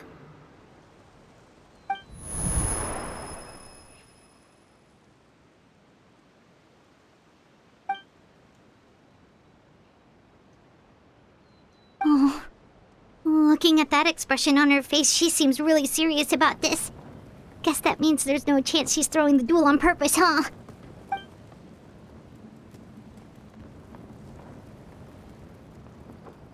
When guests are around, families are often on their best behavior. And any disputes are less likely to escalate. When the time comes, make the choice that you deem most appropriate in the situation, and lend your help to the House of the Hearth. What's wrong, Traveler? Hey, where are you going? Traveler?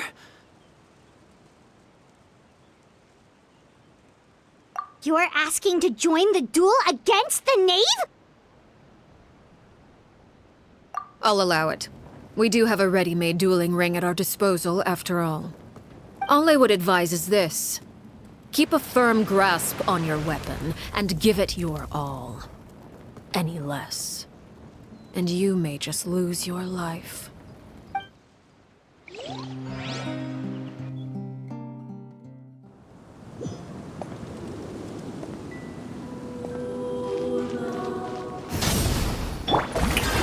Time to shine!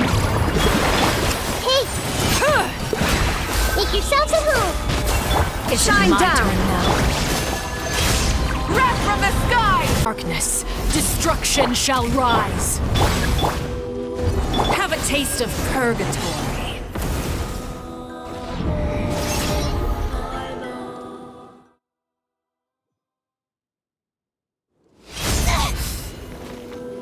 Shower me with praise!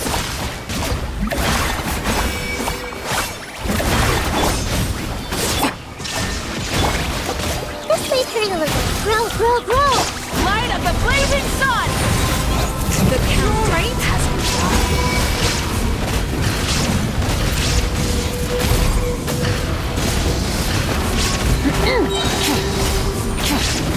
Is it my turn now? Not bad. You've proven to be a worthy opponent after all. Let them work out! Look at you. Trapped like a bunch of helpless animals.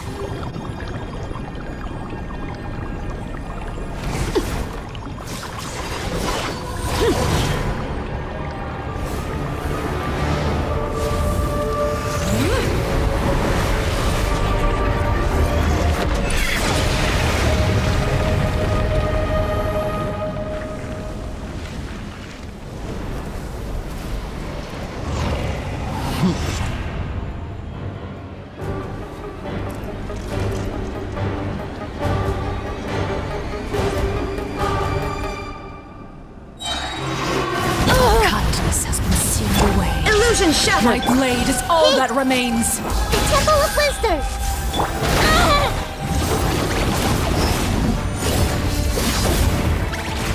Now's our chance. Over here!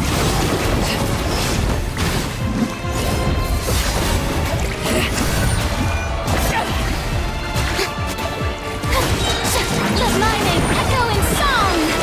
Strike a pose! Watch out for Father's movements. Look out!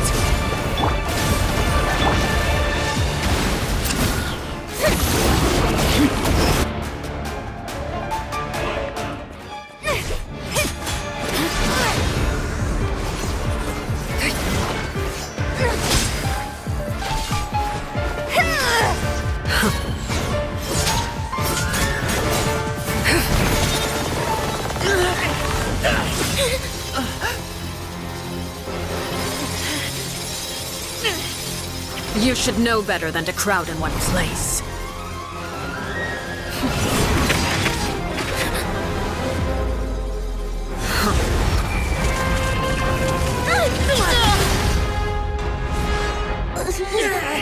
Oh, I know. Now! I'm sorry, Father!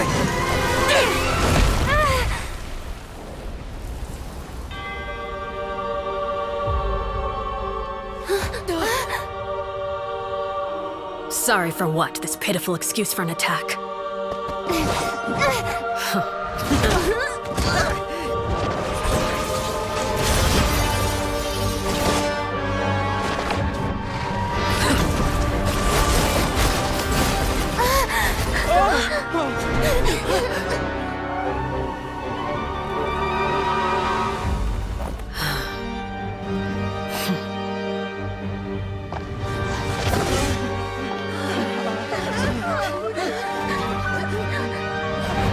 Father, no!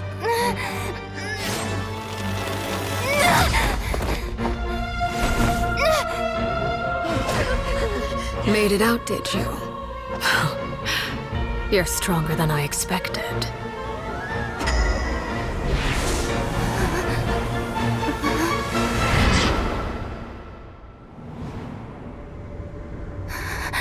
A crimson moon. I can't move.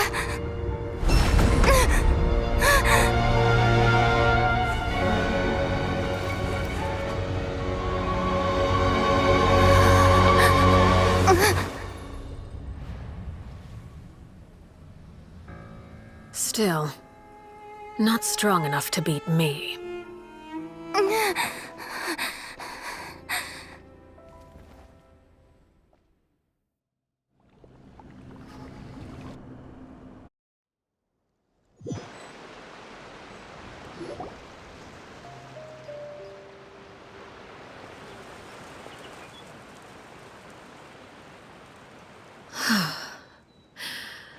I believe we can end things here. It's not often that we get to enjoy the company of guests, after all.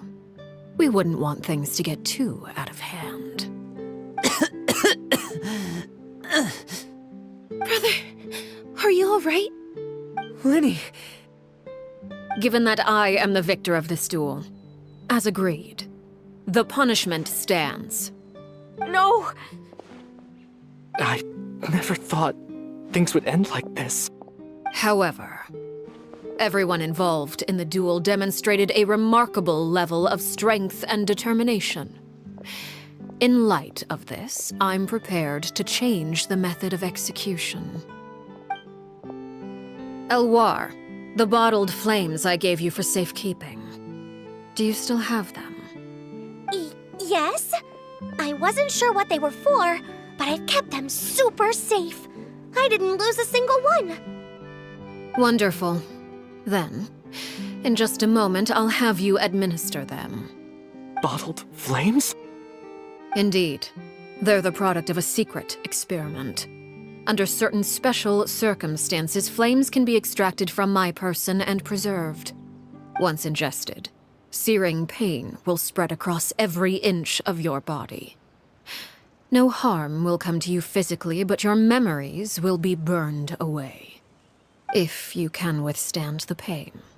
When you awake, you'll have forgotten everything you know about the House of the Hearth, and will be expelled from the organization. In other words, administering this concoction will kill the version of you that grew up in the house, and give you a new identity.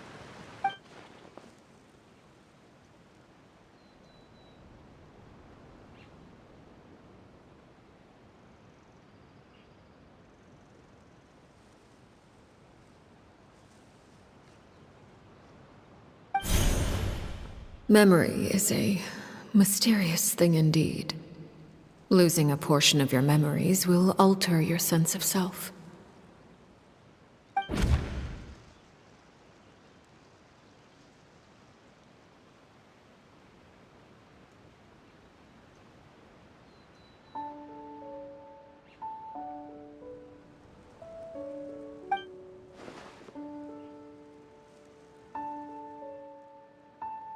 So, you're just letting us go, Father?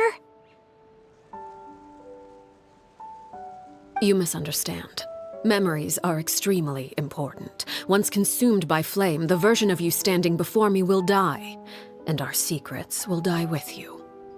So no, I don't intend to just let you go, because the person who survives will be nothing but a stranger. Even so, I won't have to live in fear anymore. I'm sorry, Father. I'm sorry I let you down. But I really...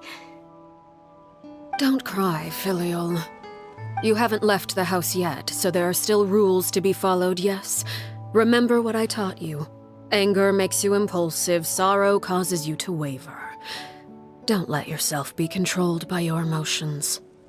Of course. I'll remember. Dry your tears, and go pursue the life you really want. Yes, Father. Chaplot, Foltz, Elwar. Take them back to Poisson. And bring Linny and the others as well.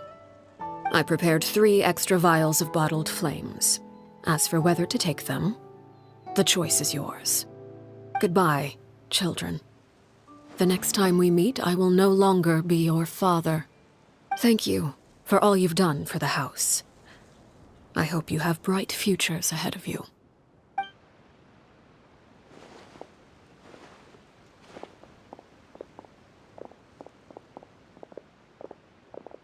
Father.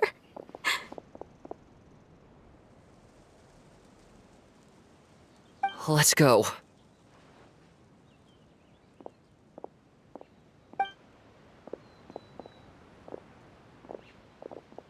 Here, grab my arm, Linny. I'll help you walk back. Thank you.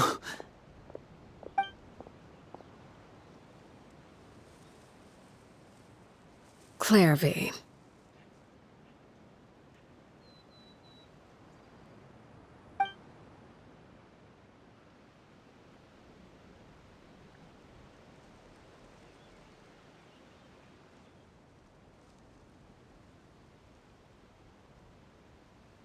Can we talk now? I've been waiting for a super long time. You really are Perry, aren't you? I haven't seen you in so long. How come you're all grown up? Wait, did I somehow travel to the future on accident? Or am I dreaming? What a long dream. Neither. You died, Clairvy. That's what happened. You could have at least sugarcoated it a little. Look, she's done speechless.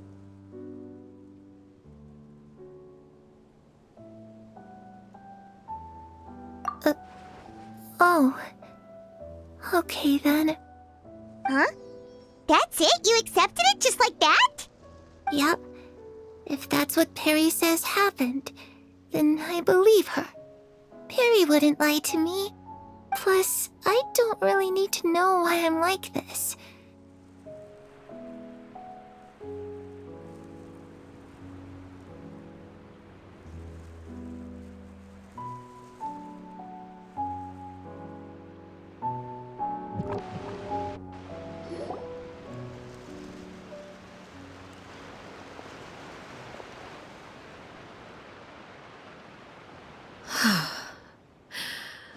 I believe we can end things here. It's not often that we get to Brother!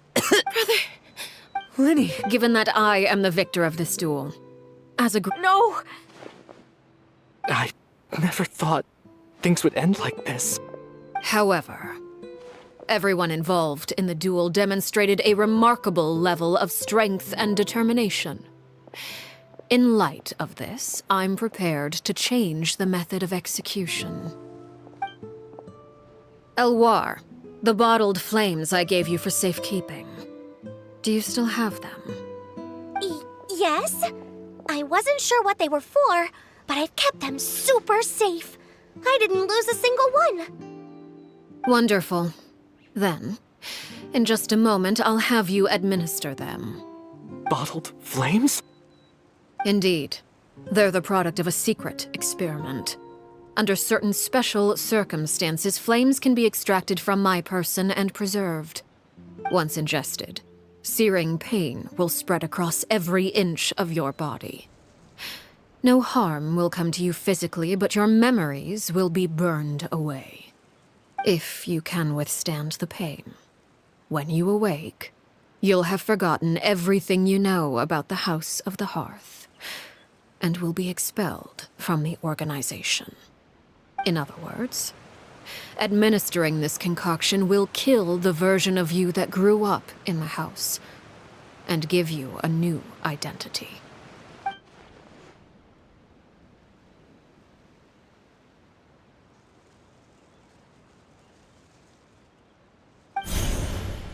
Memory is a mysterious...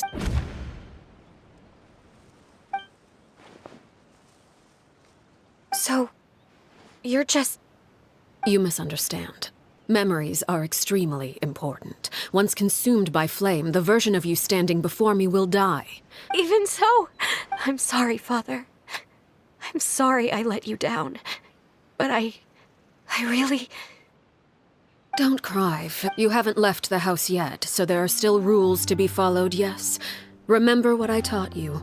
Anger makes you impulsive, sorrow causes you to waver. Of course. Dry your tears. Yes, Father. Chaplot, full. I prepared 3 at goodbye, children. The next time we meet, I will thank you for...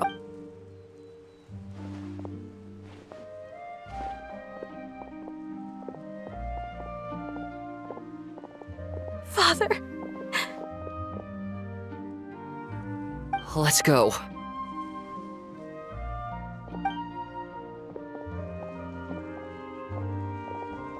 Here, grab my arm, Lenny. Thank you.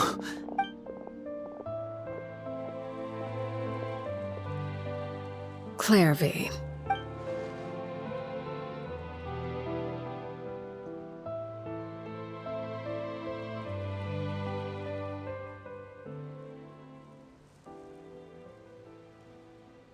Can we talk now? I've been waiting for a super long time. You really are Perry, aren't you? I haven't seen you in so long. How come you're all grown up? Wait, did I somehow travel to the future on accident? Or am I dreaming? What a long dream. Neither. You died, Clairvy. That's what happened. You could have at least sugarcoated it a little. Look, she's that speechless. Oh. Okay then. Huh? That's it? You accepted it just like that? Yep. If that's what Perry says happened, then I believe her. Perry wouldn't lie to me. Plus, I don't really need to know why I'm like this. I'm more curious about what happens in the future. If you're a harbinger now, Perry, that means Mother is gone, isn't she? Can you tell me about it? I want to know what happened to her. And to me. You never stopped trying to defy fate. At first, no one believed you. You could only vent your frustrations to the moon. In fact, you often sought comfort in the night sky. You wanted to see the aurora, so one night we promised each other we would go to Snezhnaya to see it together. Later on, you tried to run away, but you were brought back each time. Mother spared your life, but it wasn't out of kindness. Instead, she decided to make an example of you by slowly torturing you over time. That way, the other children would know what happens to traitors. Still, you never gave up. Mother hoped that through ruthless duel after ruthless duel, she would be able to crown an ultimate victor among the children she raised. But you called on everyone to unite, to fight to a draw in order to reduce casualties. Your efforts may have only delayed the inevitable, but still. You gave them hope.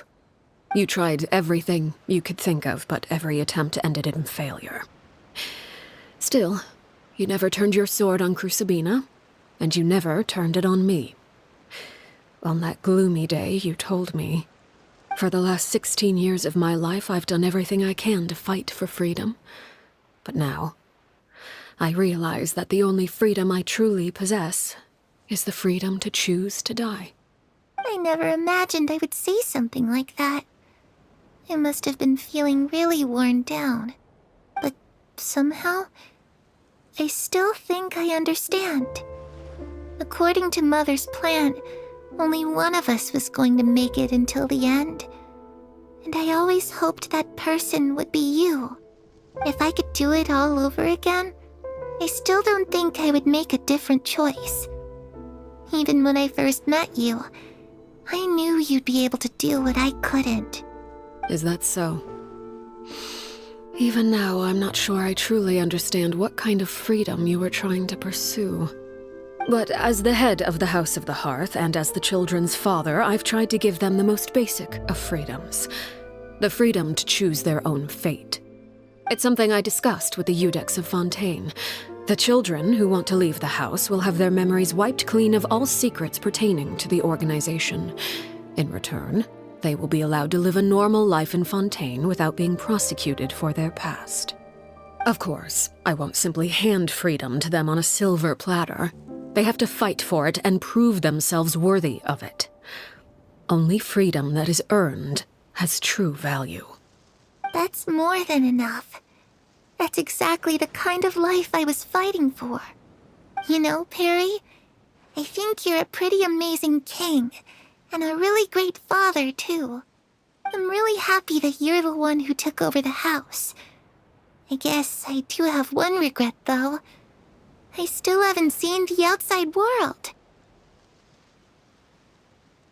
Well, it just so happens that our dear guests over here have been to many nations and traveled to countless places. Perhaps they would be willing to tell you what the outside world is like. Really? Of course! We've traveled all over the place. We've got so many stories, we could probably talk your ears off for 3 days straight!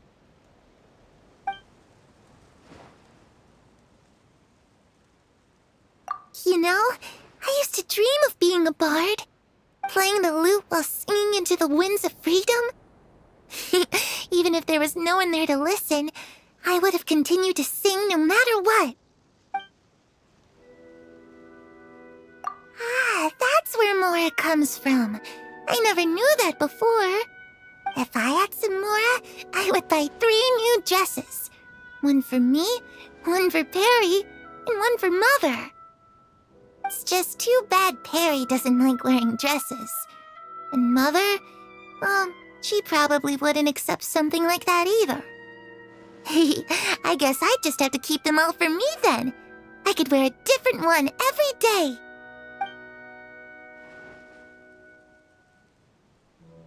Those yokai you mentioned, what do they look like? I once saw a drawing of this one guy with horns on his head and a super scary face. Are there any yokai like that? Oh, sounds like you're talking about an Oni. Yep, we've met one, and let Paimon tell you, they're not nearly as scary as they look.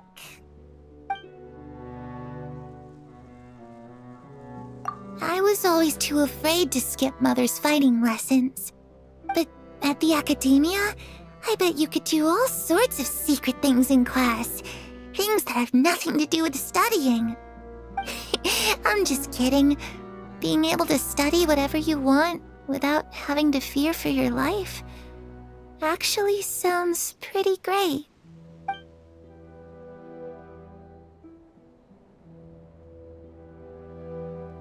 The situation was super dangerous. Linny and Lynette were accused of committing a crime, and they were going to have to stand trial at the Opera Epicles.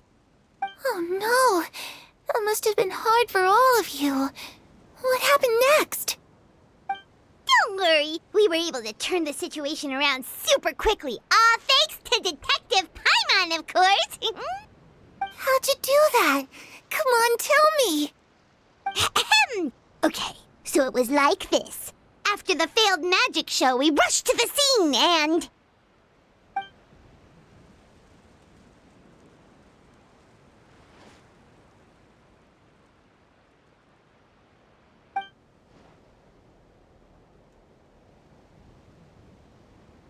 Shadows don't have the capacity to learn or grow.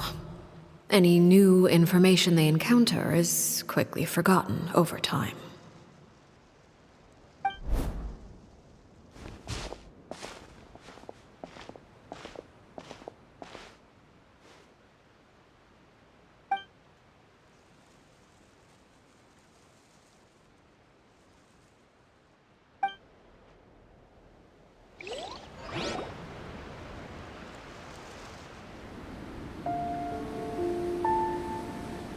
Clairvy, you've worked tirelessly from the shadows to overthrow the House of the Hearth. Now, by my authority as the Knave, I shall announce how this matter ends. You are hereby expelled from the House of the Hearth. You are no longer tied to this place, nor are you bound by its rules. You're saying that I can finally leave? I get to experience the outside world as well? Oh, I almost forgot. There's no getting older for me. Still, seeing who you grew up to be makes me really happy, Parallel. Take care of yourself. Goodbye. May we meet again someday.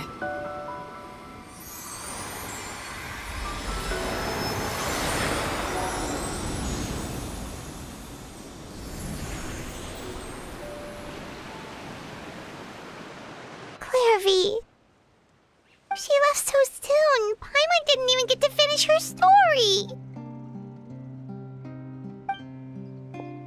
I also have certain sentiments left unsaid. I wanted to tell her that the aurora I saw in Snezhnaya was just as beautiful as the ones in the pictures. But a shadow's memories reset at dawn. Had we delayed any longer, we wouldn't have had the time to say goodbye. Whatever regrets may linger, let them be lost to the coming of a new day. Father? It's Linny! Hey, Linny!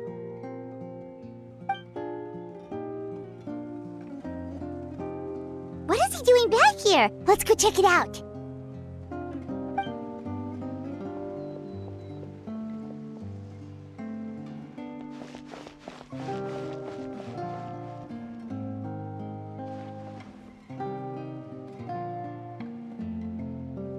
Father, the bottled flames have been administered. Filio and the others have left the house. And you? What have you decided? Thank you for giving us that choice, Father. But we never wanted to leave the house. It's the only home we've ever known. Lynette and Fremine feel the same way. They're recuperating back at the Hotel Bouffe d'été. But I decided to come back and tell you where we stood. I'm sure you're well aware of the expectations I have for you. I want you to follow in my footsteps and become the next king of the house. Yet you seem to have different ideas. I must admit, I'm rather surprised by your decision to stay. There's nothing wrong with choosing to live a quiet life. Leading this organization is a heavy responsibility, one not so easily carried by someone forced onto the throne. I just never understood what you saw in me. What made you believe I was deserving of that throne? You're brave, talented, and, most importantly, you cherish your family. You would do anything to protect them, even if it costs you your life.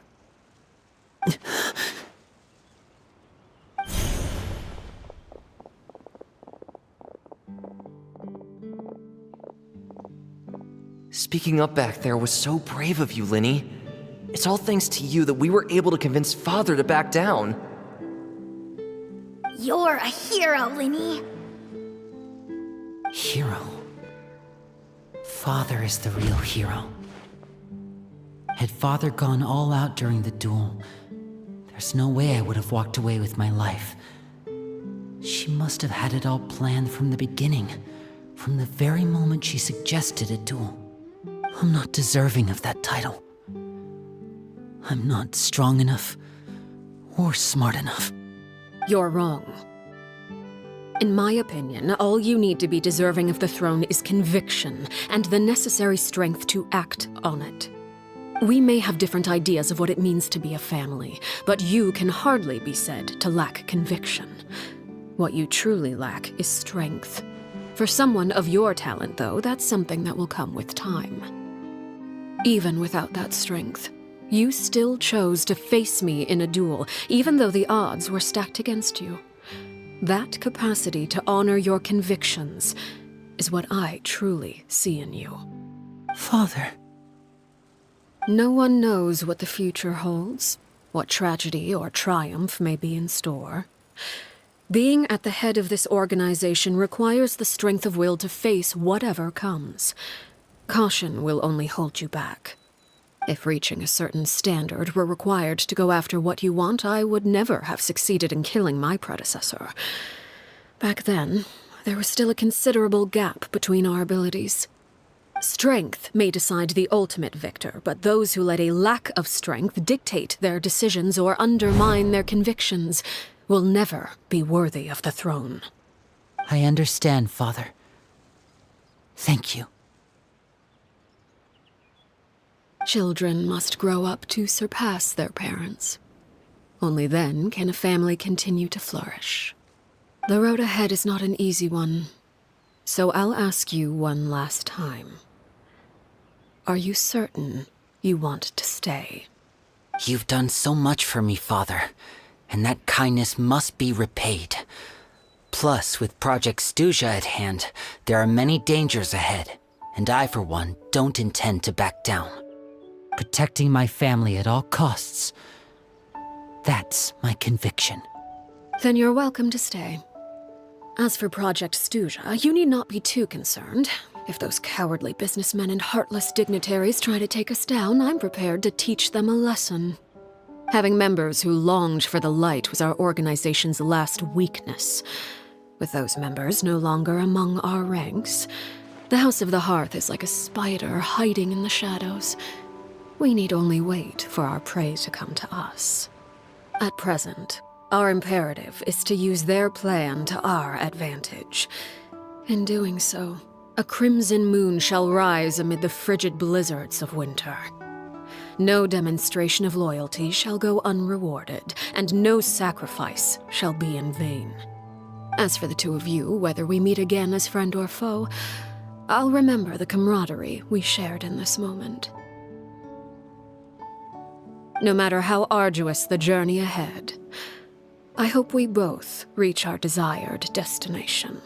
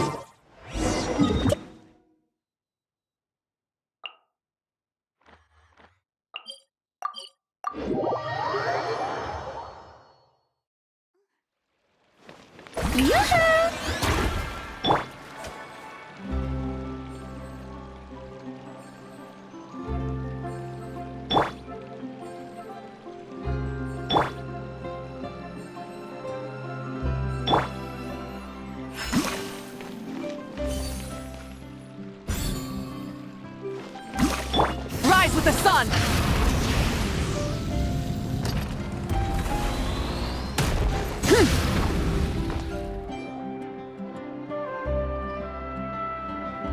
Lynette? Fremine? How are you feeling? Much better. Whew, what a relief! What about you? Are you feeling alright? I knew you'd come out unscathed. Us, on the other hand, well, we've been bedridden for 2 days. I couldn't even turn over. Oh, and I wanted to ask, is Clairvy gone? Linny and the other members have left Poisson and returned to the House of the Hearth. According to him, there haven't been any more sightings of a spirit roaming the house. I see. I'm glad. Father came to check up on us 2 days ago and told us about what happened with Crucibina and Clairvy.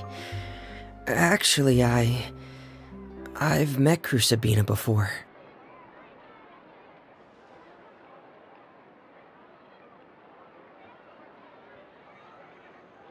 Wait, what? You've met the former knave?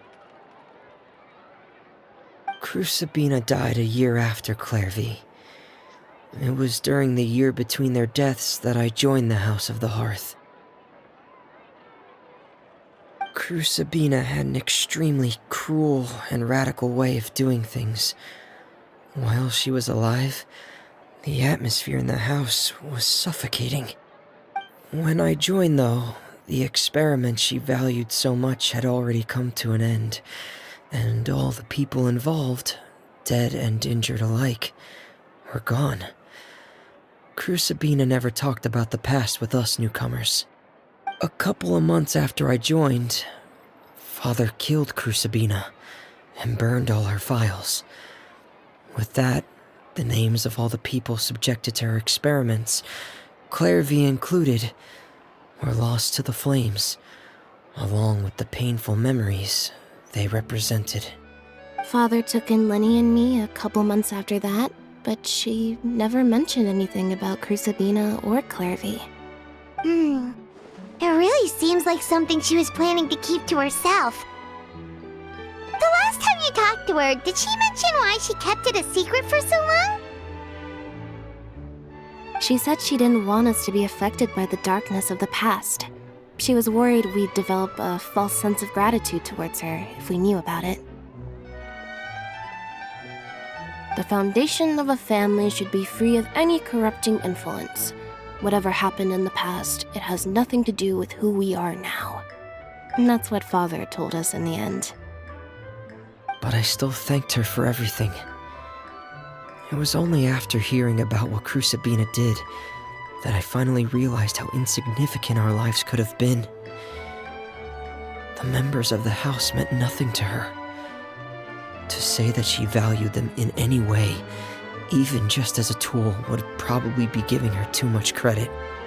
If Father hadn't taken over the House of the Hearth, I probably would have already... Father rarely brings up the fact that she saved us. She doesn't believe that being indebted to her should be what ties us together. But even if we didn't owe her anything, we would still choose to stay. Because this is our home. We may have arguments or times when we feel wronged. Some people may even choose to leave. But as long as Father is here, we will always have a home. Whether the path before us is bathed in sunlight or shrouded in shadow, we'll follow Father wherever she chooses to go. So I wanted to say thank you for helping us make it through this crisis. Without your help, we could have lost a lot more along the way. anything, really. Of course. You're welcome anytime. Are Filial and Nantoy okay? I actually saw them at a cafe this morning. They didn't recognize me. From what I could tell, they were drinking coffee and talking about one of the operas that started running recently. They seemed happy. If I had to take a guess, I would say they finally found the kind of life they always wished for.